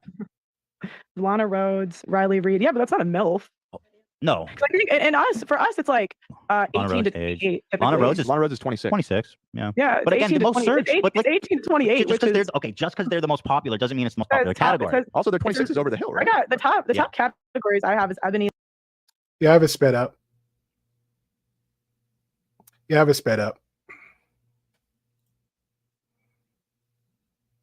Somebody said they can live on 45K. Yeah, I agree to that. Depends on the state that you live in. I'm not gonna say all of Florida, but predominantly the South. From my experience, I can't speak for everybody. If you know how to budget your money, save your money, it's pretty much you can live over it. I know a lot of people same amount. You could definitely live, save, build, but I think a lot of people. I'm not saying you per se, but the end goal pulls to be, hey, try to figure what you want in life in your 20s, but unfortunately a lot of people really doesn't figure out what they want for as goals, careers. Heck, a lot of people look back on some people like they actually served our country, and they'll see their friends and family, oh man, they lived a good life, they got something out of it. And then they wish they can go back and be like 18 and go straight to the army for 5 years, whatever, but they can't. So they have to figure something else out. But there is jobs out there. And since we're according to Pearl, since today's economy in 2023, there's a lot more options for jobs that basically start you out at between 40 to 46K. There's some others that start you out between 40 and to 52K a year, and it's like basic jobs. And I'm thinking of the warehousing. There's a lot of positions there. And I'm not talking about, most people hear warehousing, they think like, oh, heavy lifting. No, I'm talking about remote work. We're talking about management. We're talking about desk jobs. That's what I'm thinking about. And then there's others too. Heck, shout out to Mandrill, and I think between Mandrill and Lou, there were some other options they brought up before, way back in the day. We was talking behind the scenes where heck, you could just get even I think on Vic BC, where one of the guys was talking about there, where they were just drones. You can get you a drone. Look online to I forgot the app, and I applied to it too. Like, I still have it. You pretty much can get options there. Just having a drone and fly around, pretty much was it 25 plus an hour, working part-time. You have your good drone, fill yourself, apply, and you're good. But then if you actually certify and register and get the license, is almost like a pilot's license. You get that bad boy, you making like $30 to $50 an hour, full-time, part-time. You good. You go anywhere you want to, make money. Buddy I know from that's actually a business owner was like, hey, you could take said drone. Let's say you don't want that option. You could take said drone, actually apply with Walmart, and just have your drone, and this for other companies. Take that drone, look over the rooftops, and just sit there for 30 minutes and get paid like a few $100. Ta-da! It's out there. Oh, and shout out to Amazon too, because there's local places. Amazon's now, like, how you was driving the Amazon vehicles and everything else doing deliveries. You can actually do Amazon as how you do what's that food app delivery thing, Uber Eats. You know how Uber Eats does? You could do that too, but you can do it with as Amazon. So you can be a delivery in your own personal vehicle for Amazon, making a lot of money. So there's another option too. And you can do it in your spare time. There you go. A lesbian threesome. I don't see any 22-year-old head large mainstream porn stars. I mean, 22 versus 26. It's not that. Like, we say 18 and 28 is a woman's peak. 20. What is the woman's peak? Between 18 and 28. I mean, 28. It slowly declines after like 22 or 23. It slowly declines, but 18 to 28 is and woman's peak. Peak as in what? What does peak mean? Peak like looks wise. Okay, looks wise. Mm-hmm. So I've been trying this claim that men between ages 20 and 80 want to have sex with 22-year-olds. I haven't been able to find any source for that. The only source I've been able to find is from this book. Can we put the prisoners to work? Say what? Can we put the prisoners to work? Prisoners been put to work. What are we talking about? Prisoners been put to work. Because I was going to use kind of push back on Ethan a little bit when he's like, I get the point he was trying to make the Pearl for the argument's sake, but if the prisoners, I think the number was like what, 40-some thousand, whatever, or 100-some thousand a year. But guess what? Prisons is built systematically. Number one, we'll throw race in there. We know that, but systematically is actually used for hard labor.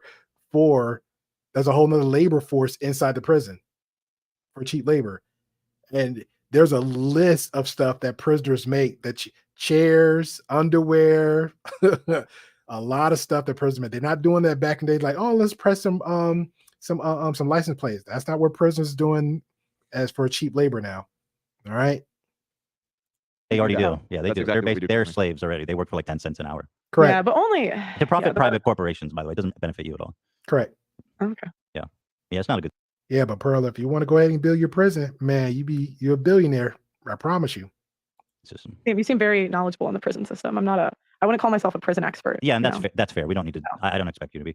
So, in terms of sourcing, this claim that old men want to have sex with, not old men, all men want to have sex with 22-year-olds around that age. the only source for that I could So find. they find that the most attractive. The only source for that I could find was a book called. Can you look up what's the okay? Yeah. The way that these numbers are sourced is pretty poor. So it's not really that high quality of a source. But I'll read you the results. It does say that men 20 to 50 find 23-year-olds most attractive. But in the same study, it says, but women that men find they're most interested in are women of their similar age. But they found the 23-year-olds the most attractive. But not the most. How did they source interested in and desirable? I think how did they just ask them? The whole study. It wasn't even really a study. This was a book. And I'm sorry if this isn't what you got your statistics from, but it was the closest thing that we could find to the stats that you were laying out. And it did, again, it has shown that 20 to 50 men, when asked who they find the most attractive, the answers generally fall in that range 20 to 23. However, this wasn't really a study. This was a book by the CEO of OkCupid. And he was basing all of this off of analyzing the raw data from OkCupid. And this was in 2014. So it was about a decade ago. But they're most interested. Right. And they found the same conclusion that Ethan just pointed out, that though they may find younger women more attractive, who they are interested in dating falls generally much closer to their own age. But if you have a better source on that, I'd love to hear it, because we look. Even if you look at dating app data, like what? Because it all starts with looks for men. This is but I'm saying it starts with looks for men. You're not going to get in the door unless you look a certain way. Yeah, so but I mean, there's some older women that right, that look good enough to get into the door. But it starts with swiping, and that starts with looks. So if they find the 22-year-olds the most attractive, that's what you need to get in the door first. Yeah, but okay, but if we're talking about a dating app, we're talking about swiping. So I'm thinking she's talking about Tinder or Bumble. But if we're talking about swiping, and we see a woman. Again, let's throw J-Lo out and the other ones that Berserker mentioned. If we seen those type of women on there, they're still attractive. So we can't sit there, they're attractive. But again, once you swipe onto that attractive woman and she's over 35 versus the 22-year-old, and we swipe on that woman and we say, hey, she's attractive. But guess what? We swipe on a 22-year-old, hey, she's attractive, but she has no common sense, not appealing, not alluring in the sense of what the said guy wants for himself as a woman or as a candidate to move forward. That 22-year-old with 9 to 10 will be just somebody just want to smash. That's pretty much what that person will be for. But if they get a more mature season, a woman got some more sense than anything else, because I'm be honest, and this is my opinion. I can't speak for men, but generally older women don't got time for the BS. If it's just for a sexual encounter, let it be known this how we're going to handle it and move forward. That's pretty much how older women handle business. They don't got time for the games, the drama. If this what it is, cool. I'm good with that. Let's have some boundaries and ground rules. If we in a relationship, cool. Let's have some boundaries and ground rules. It's one or the other. It's based on your intent. Like we making this like so hard than what it is. Crap. Hot chicks is young. There's hot chicks older. Come on now. We literally just seen like a 60-year-old chick look no disrespect to Pearl, but I seen a 62-year-old woman look 10 times better than Pearl, in my opinion. Like, come on. It's not to say that every woman over the age of 30 or 35 is like done for completely, but it's going to be a lot harder. And I think it's dishonest to say it's going to be equally as easy to date when you're 35 versus 22. Yeah, I didn't say that. But you're saying men. Men tend to, in general, like younger women. But find younger women more attractive. But they're not who they're interested in. Right, but everything starts. But men, it starts with looks. So you don't get into the door unless you look a certain way. I think you're making a big generalization about all men. Okay, do you disagree with that? You don't think it starts? I think a lot of men have a lot of different preferences, and I think a lot of men's consideration of what attractive has a huge variance as well. Okay. So when you say good looks get you in the door, I mean attraction is pretty subjective, don't you think? I think that it starts with looks for men. Doing a lot of thinking and feeling. A lot of thinking and feeling here. No facts. A lot of thinking and feeling. I think, I feel, I Looks is pretty subjective. I would say it's not. I would say men tend to find the same things attractive. Beauty is objective. Based on what? Okay, cool. So everybody, if we're going by that logic, everybody in the chat, thank you, ugly. There, boom, I said it. If we're going by that logic, everybody in the chat, thank you, ugly. All men, thank you, ugly. Okay. Based on what? I would say dating app data. Which ones? I don't know off the top of my head, Ethan. This one from OkCupid said men are most interested in men of their own age. Or sorry, women of their own age. It said women. They find women the most attractive at 22, 23, right? But they want to date. My argument. They don't want to date them though. They don't want to date them. They find them more attractive. You guys don't let me finish. Is my argument is you need looks to get in the door. Mm-hmm. So like, what is that? J-Lo. To being 22. Why not the most attractive? Men tend to find younger women more attractive. I think you have a really. I think it's like dishonest to say. Do you really think it's equally as easy to date for a woman at 35 versus 22? Again, nobody said that. Yeah, Okay. Okay. Do you think it's harder for the 35-year-old in general? I think there's less options as you get. No. No. Older. Yeah, of course. I think For men that's too. very For men intuitive. too. And yeah, absolutely. Yeah, it's for men both too. Yeah, but partners. do you think it's equal? Do you think men have less options equally as much as women? As they get older? Yeah. I don't know. I mean, who fucking knows? No, no, I'm asking your opinion. You're asking my opinion. My If opinion is women- that it's probably similar. if- Probably similar. If women, yeah, see, I disagree because I Based saw a on what? different dating app that the most. No, I saw a different. I think it was either OkCupid or Plenty of Fish. I can't remember which one, but it was like the most swiped right on age. You know, she's basing her stats off of OkCupid and Plenty of Fish. Hey, somebody that's single, I'm gonna let you know. I haven't been in there like in the decade. Last time I checked, Plenty of Fish is for 304s, and I'm talking about for the men's side. The men, nothing but just use and abuse POF.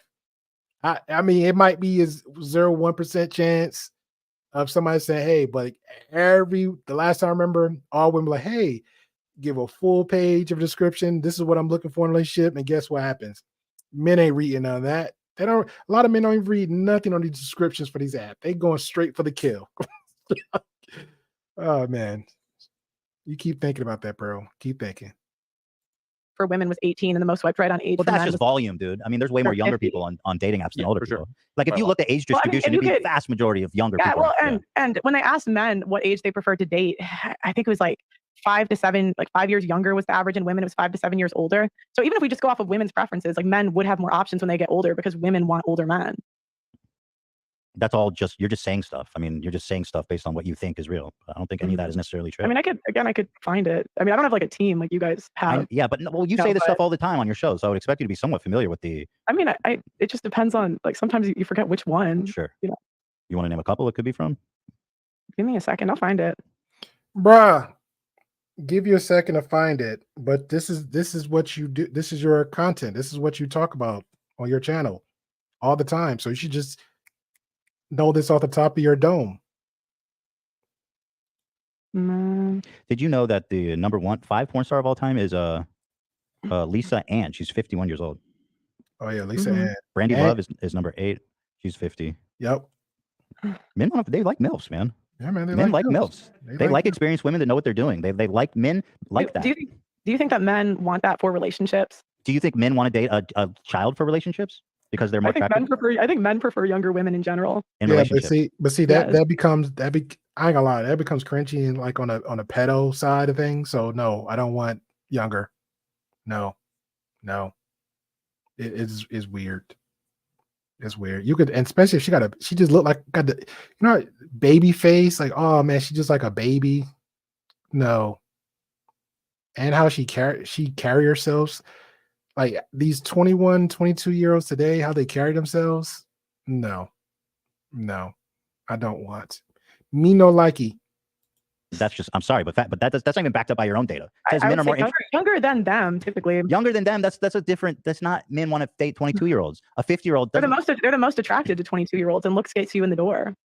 Yeah, but it doesn't just get you in the door. That's just step one. You're saying different things. In this culture, if a man is walking around with a 22-year-old, people are going to think that's weird. People think Two it's out weird. of the 5. It says 2 out of the 5 top porn stars in Pornhub are 23 and under, and all of the people that you're listing started young. So they're old now. Yeah, they built their fan base. I don't think it really works that way. But they're old. They shouldn't be. They How shouldn't do be you hot. not They're think it old. works that way? You guys are in media. You know damn well that you build a fan base. Bro, what do you think? They're YouTubers? They're not doing Minecraft Let's Play. They're naked. Come on. I don't find that analysis very interesting. Apparently, you don't either because. Sweetie Fox, 22. Yeah, there's Eva, porn stars who are 22. Yeah, of course. The majority are younger. Yeah, but not the popular ones. The most popular ones are MILF. younger. The most popular ones are younger. They're like in late 20s, you know. My dog's barking. 1 second.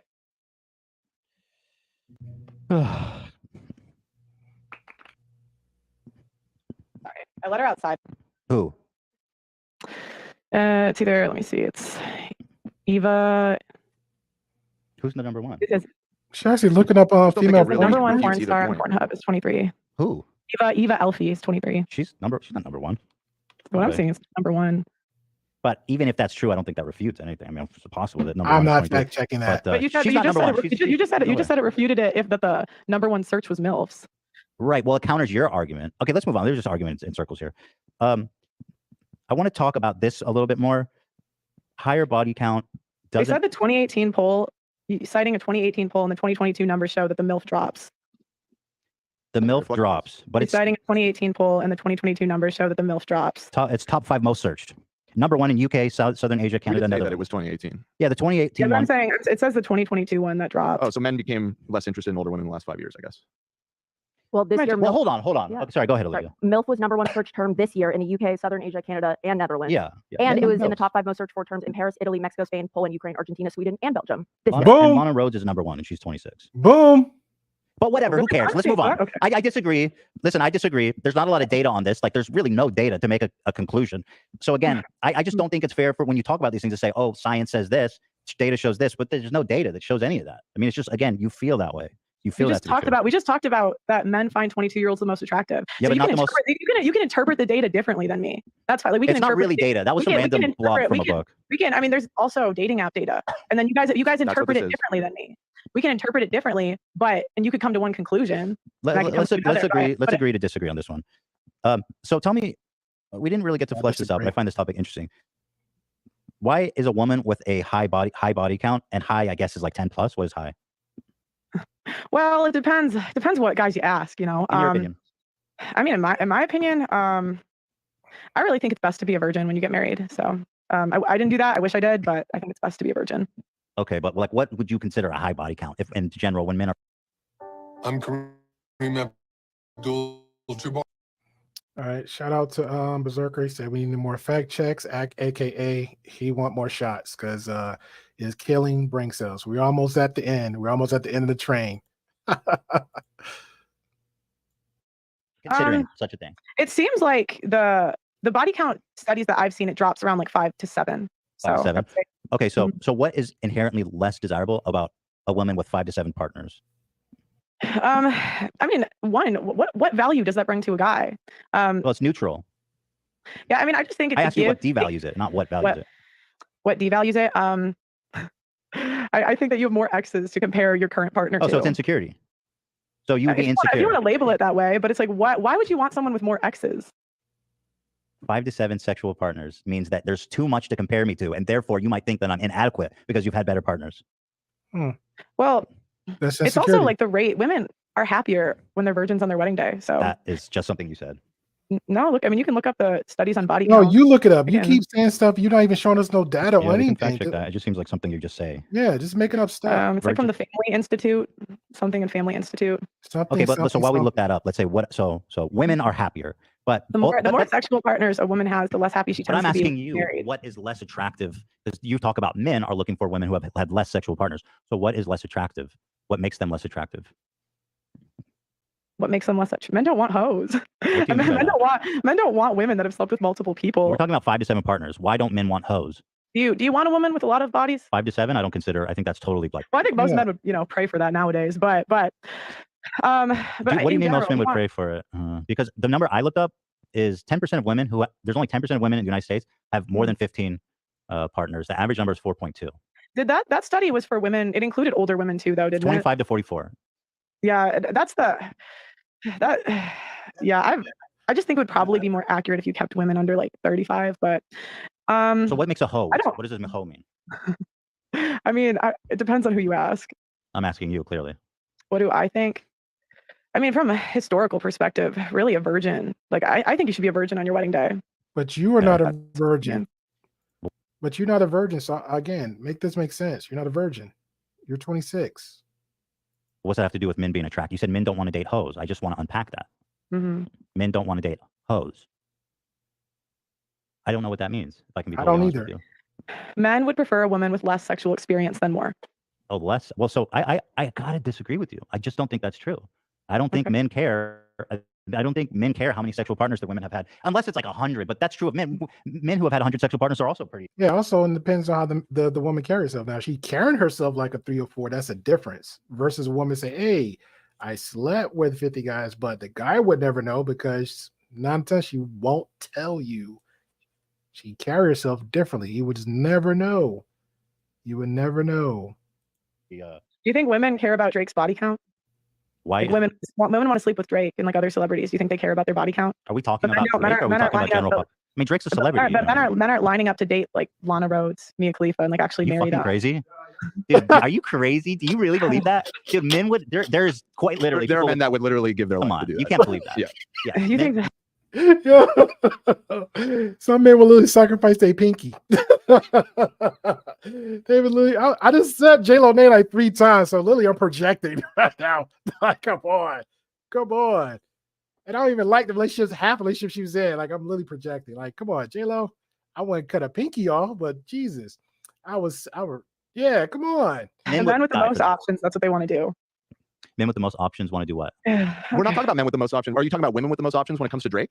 Yeah, because we're talking about celebrities. Like, we got to keep it in the general sense. Like, regular guys. Like, come on now. We keep throwing J-Lo out there. I mean, Drake. I can't compare myself to Drake. I don't care to compare myself to Drake. Let Drake be Drake. I'm gonna be me. Or are you just talking about average fans? I'm talking about Drake does not have a problem getting laid because of his body count. I would imagine that I would imagine that porn stars would have a hard time getting into marriage with a man that they respect and admire. Aren't you the one that's always been like, let's not talk about fringe cases? What's the point of bringing up Drake? That's like the most extreme example. Wouldn't you agree? I mean, we could even go into like normal dating. I think that's it's silly. more important. Yeah, let's do that. I just think it's silly to argue that men want to date women with high body counts. No, they don't want to. I'm saying I don't think it matters, especially the number you gave me, 5 to 7. Yeah, 5 to 7. I don't think men care about that in general. I just don't. I mean, you could argue 15 to 20, 25. Like, I don't. Now you're making up numbers. You can't be add numbers. You just said 5 to 7, 4 to 7, 5 to 7. He's telling you a lot of men, okay, now you want to add 10 and 15. Come on now. Pick a goalpost. Stand on your own square. Stop moving, dodging, shaking, shimming. Come on. Hold it down, Pearl. Hold it down. I don't know exactly what point, but usually there is a point for most men. Sure. And like, women. I mean, and women. I don't think women want to date someone who's like. I just don't think. I don't think it's equal. It's not equal because Drake. Yeah. No, not because of Drake. Because we should remove like celebrity and outside kind of influences from this, because that obviously creates unusual, fringe cases, which we don't like. We don't like to talk about those. So then what about the abortion one? I was just parodying you. I thought you liked. I was just kidding. I was just joking. Yeah. All right, one last thing. I see that we're getting exhausted here. It's fine. Drake saying, "I want a girl with a future and a past." That's a lyric of his. He wants an experienced girl. Even Drake's talking about it in his damn lyrics. Drake doesn't want a virgin. You just said no celebrities. That's crazy. How you just threw that out the window now. You don't want to talk about it. Drake wants a girl with a future and a past. Oh, stop. His simp pandering music to women. He makes money off of that. Women are like, come on. Drake. All right, let's talk about one last thing. Like a creepy, probably. Yeah. And I do thank you for being here. You know, it's combative, but I think it's a good conversation. I wanted to ask you about one last thing. This comment I thought was interesting, and tell me. Hold on. It's for the slow people in the back. Slow people in the back of the bus. Yeah. What you think about it?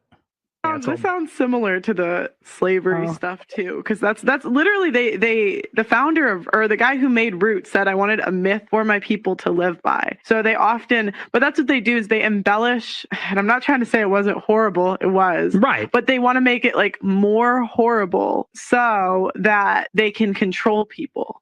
So in what way was slavery made to seem more horrible than it was? Here we go. Here we go. Here we go. This is the part 1, part 2. We did the reaction of her interviewing Nick Fuentes, a well-known white supremacist, and he admitted himself on the interview with Pearl that he was a racist.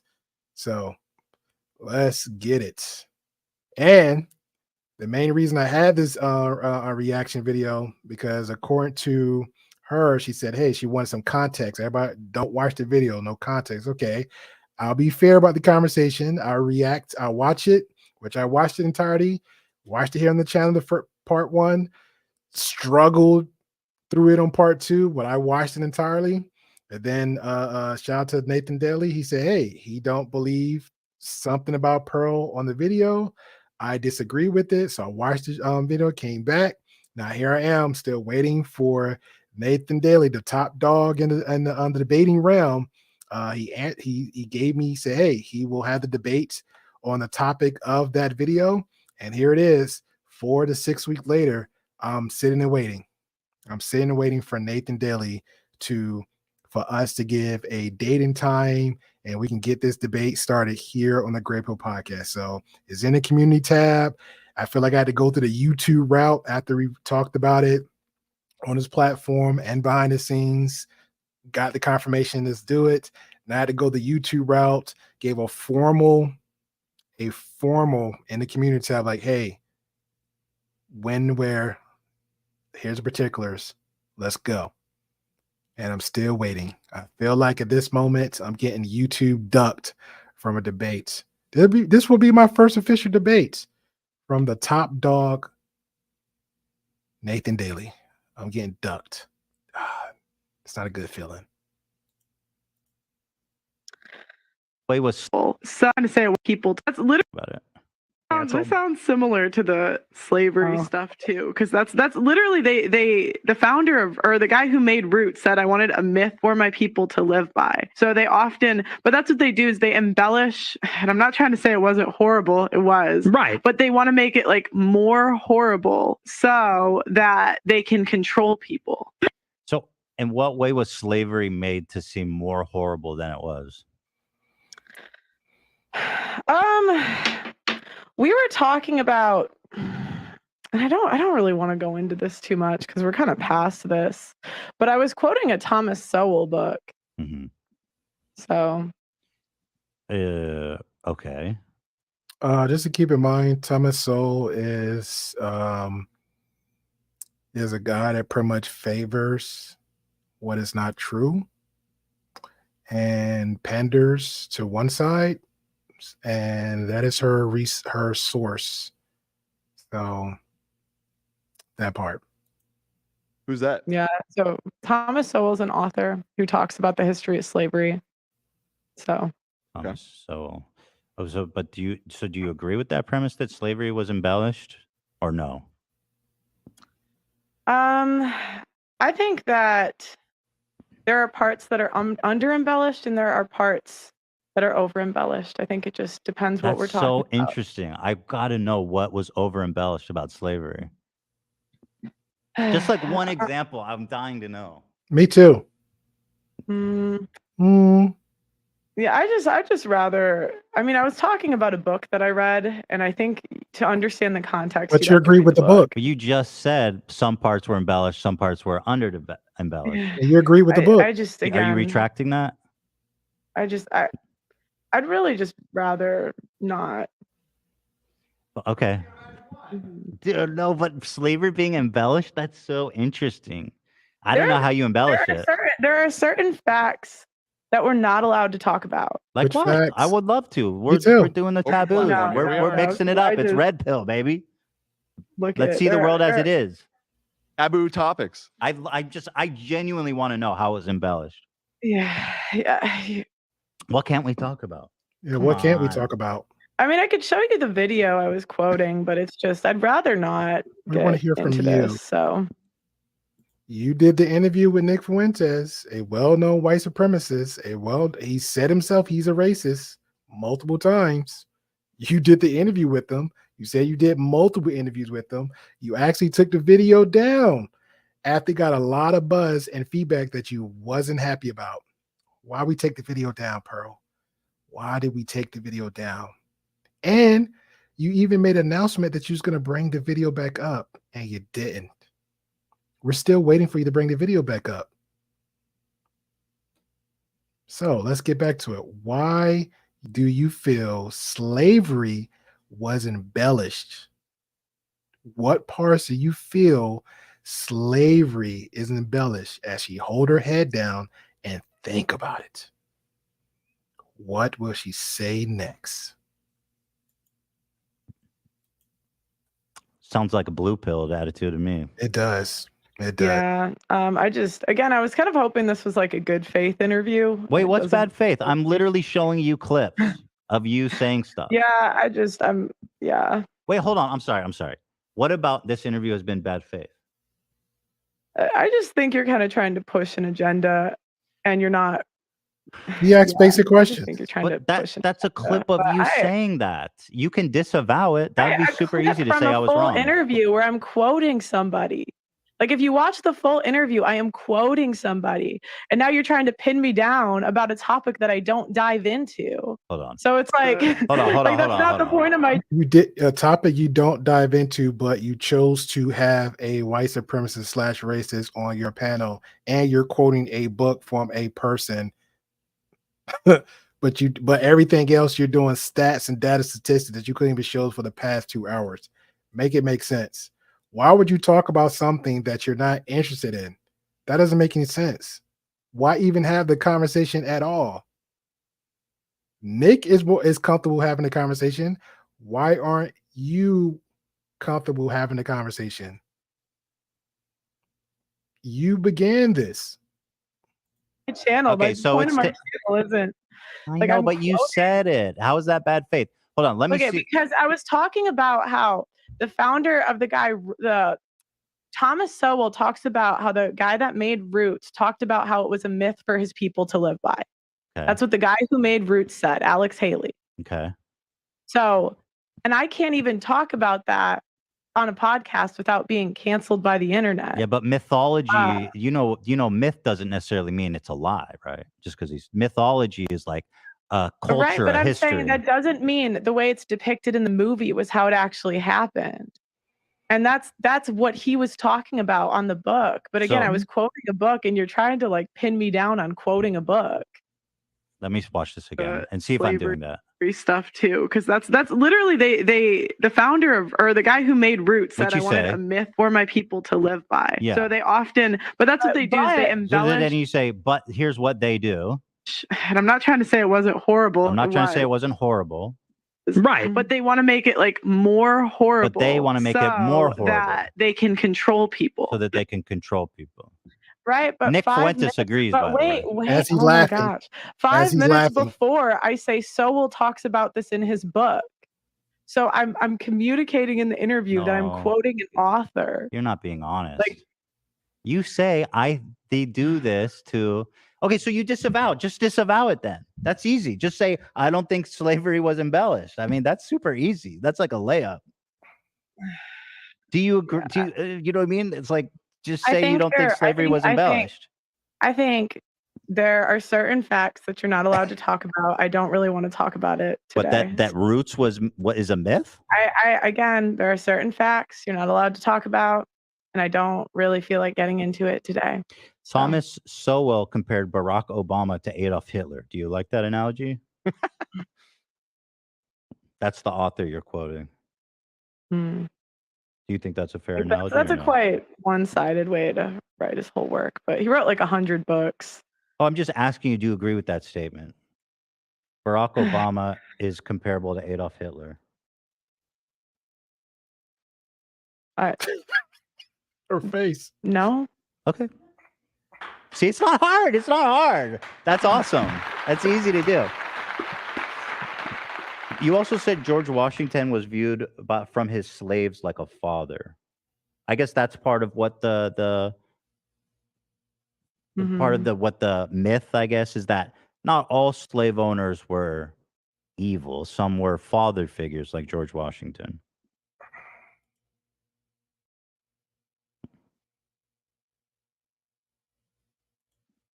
Did you say that? I don't remember. I think like if someone's a great and powerful man in history to the point like they're talking about him hundreds of years later, he didn't have any kids. But like, did he own slaves? What? Did he own slaves? George Washington. Yeah, he did. Yeah, no romance to me. I'm just saying. No, it's actually interesting. He had a different, like he inherited his slaves, and it wasn't as simple as he could have just like let them go, because the debt that's incurred on them, like you can't just release them. And so his slaves actually, like he had a really good relationship with them, and they considered him like a dad. What's your source for that? That was from a Thomas Sowell book. No. What's your source? Considered him like a dad. Release them as simple as he had a different, like interesting. He did. Yeah, no romance to me. What? Did he own slaves? He didn't have any kids. And in history to the I don't remember. I'll pull I it think up. like if someone's a great and powerful man in history to the point like they're talking about him hundreds of years later, he didn't have any kids. But Didn't he own slaves? What? Did he own slaves? George Washington. Yeah, he did. Yeah, no, real man to me. I'm just saying. No, it's actually interesting. He had a different, like he inherited his slaves, and it wasn't as simple as he could have just like let them go, because the debt that's incurred on them, like you can't just release them. And so his slaves actually, like he had a really good relationship with them, and they considered him like a dad. Mm-hmm. What's your source for that? Yeah, That was from a Thomas Sowell book. Thomas Sowell. So he's your guy. Thomas Sowell's the man. But you Thomas agree Sowell with wrote a him. column about supporting segregation in public schools. George Washington. You want me to apologize? Like you want me to talk about every single one of this man's opinions? No, I just want I just want to know what you think. Do you think racism was embellished? I mean, it's so easy. I mean, just say no. I think okay. There was a time have to where I think? started to read accounts from actual slaves. So these were like in like and I can't really talk about this. Like even if I talk about this now, they're gonna clip it. They're gonna say things I didn't say.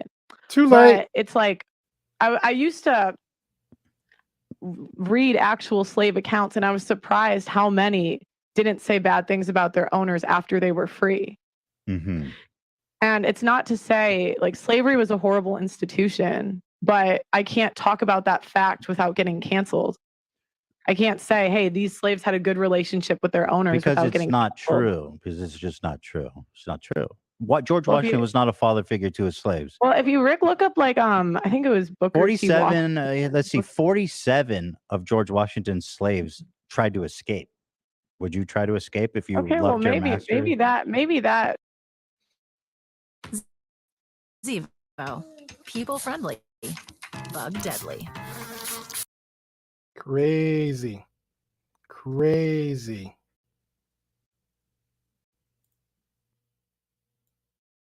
Was wrong. I don't know. This was like okay.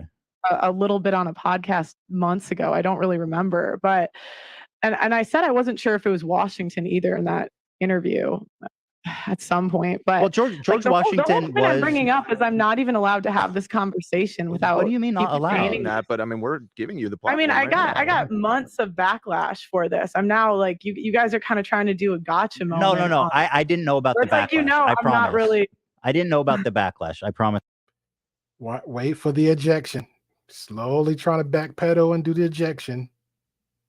I didn't. I had months. I just want to and know what you months, think. Like I had months of people like it's like if I have this conversation, I had months of people calling my employees slaves.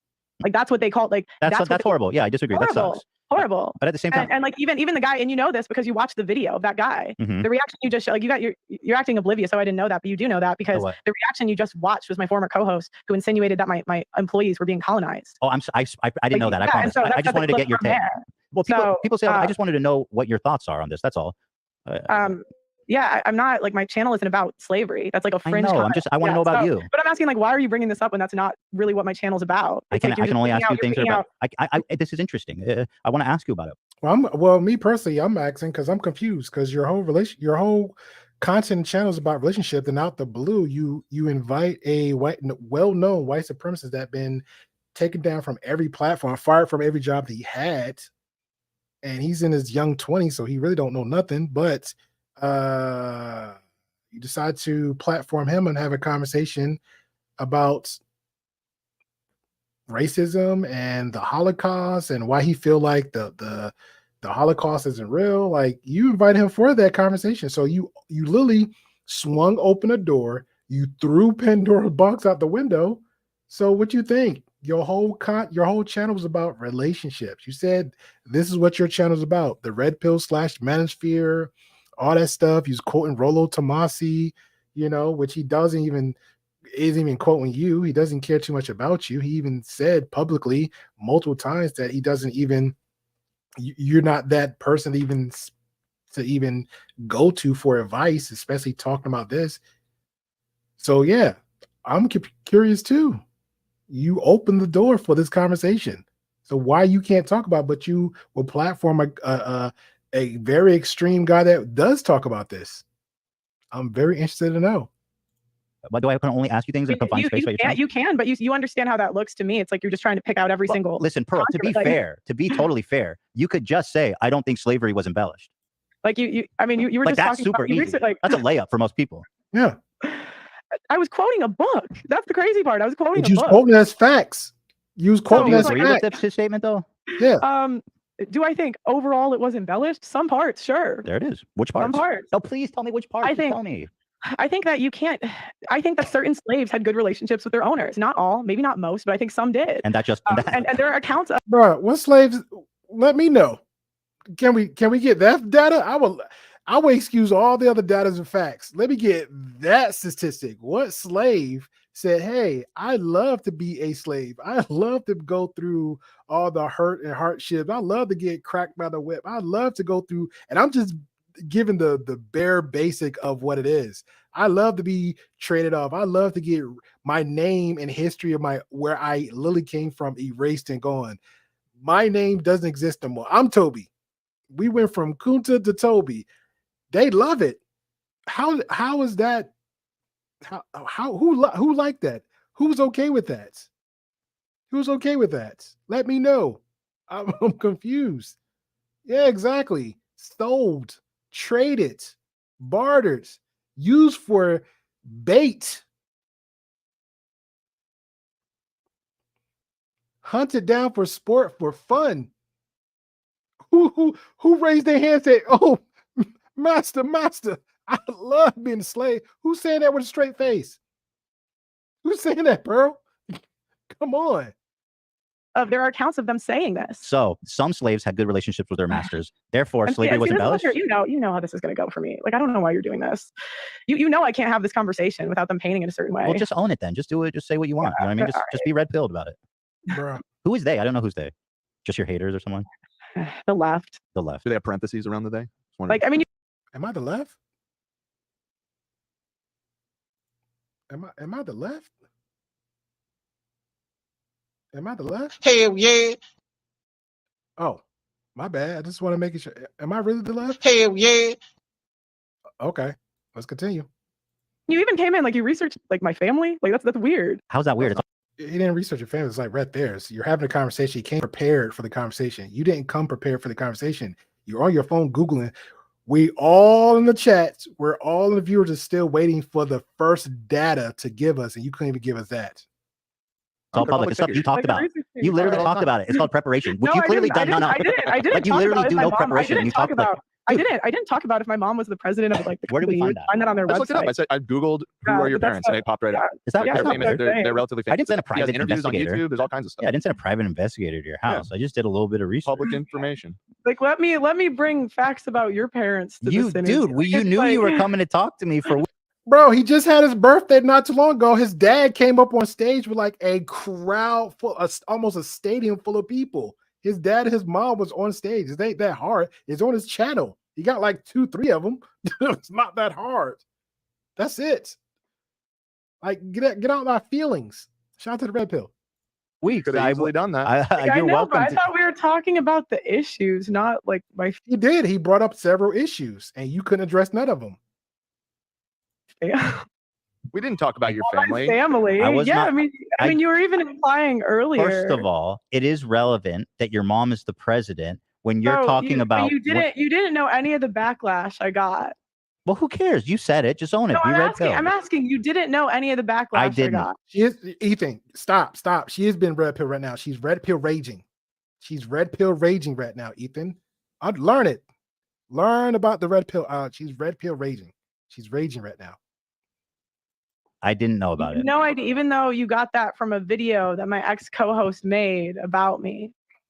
Right. See, like this is dishonest. It's not honest. But what's the problem? You're getting backlash for something that you think. But I'm saying, so you're like, you're not that. You brought your parents up when you were talking about hiring people, didn't you? Yeah. She had her whole family on her platform. The mother, the father, the brothers, the sisters. She had the whole stadium full of the 8-9 siblings and going full in deep on their whole family stuff. Who not knowing that? She did that. I said, I think it's a bit You talk about your disingenuous. parents all the time. You talk about how your dad is rich. You did a tour of his whole barn with the Right. bowling alley and fucking recreational Yeah. stuff in it. Like, why am I Showing not? off the I feel house, like you showing even off the just pool. said that you knew. Like, because you got that clip from an like Okay, who cares? We're not here to protect your reputation. Yeah, I mean, who cares? We Let's don't say care. I didn't know about it to the extent that it was such an issue for you, but let's just say it was. I mean, I do have to go though because I have a show coming up. So okay, let's just end on this note. mhm. Slavery was embellished because some masters had good relationships with their masters. Some slaves had good relationships with their masters. All right. But don't you see how easy it is to just say, I don't think it was embellished? I don't think it's a secret. You guys act just like Evan preach. Like you Pearl. act just like Wait, Pearl, I don't think it's a secret. Emotional damage. Relationships with their slaves. I don't think that's a secret. There's been a whole diversity. Thank you. I really appreciate you having me on. But I'm gonna go. Thank you. George. Thank you. Okay, I appreciate you. Okay. Have a good night. Have a good. Yeah. That's a wrap. That's a wrap. Jeez Louise. The whole time I've been doing this, like, just to stare off. The whole time. This is crazy. That's just me. That is just me right there.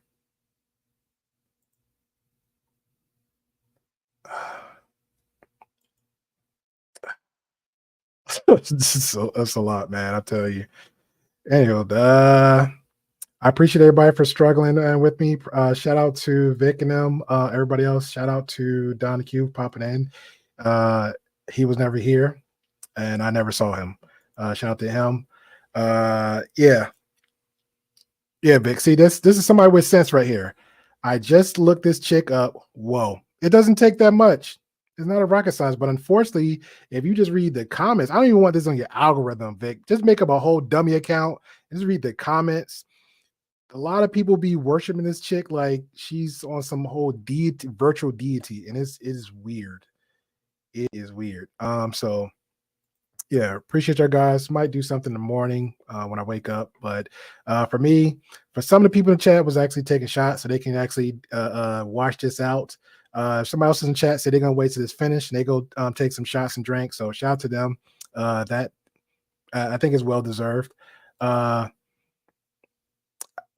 think maybe Berserk was drinking too much. He said, I am say Angela Bassett is 63. I would wife her in a second. Just have 50 prenups and make sure your parents actually everything you own is signed into their names, because Angela Bassett will screw you over. Shout out to the other guy. So I appreciate y'all guys for coming on through and tolerating this as much as y'all tolerate with me. So I will catch y'all guys on the flip side. Again, this Tuesday, 8 p.m. Central Time, we'll definitely have the group conversation of a selective stripper that changed her career and why. So I thought it was a very interesting conversation. So appreciate y'all. Peace. I know you're out there. I can feel you now. I know that you're afraid.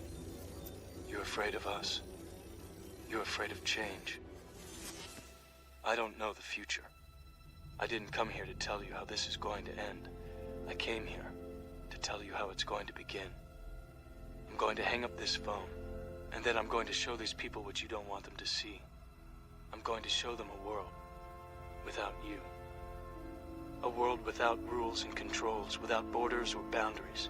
A world where anything is possible.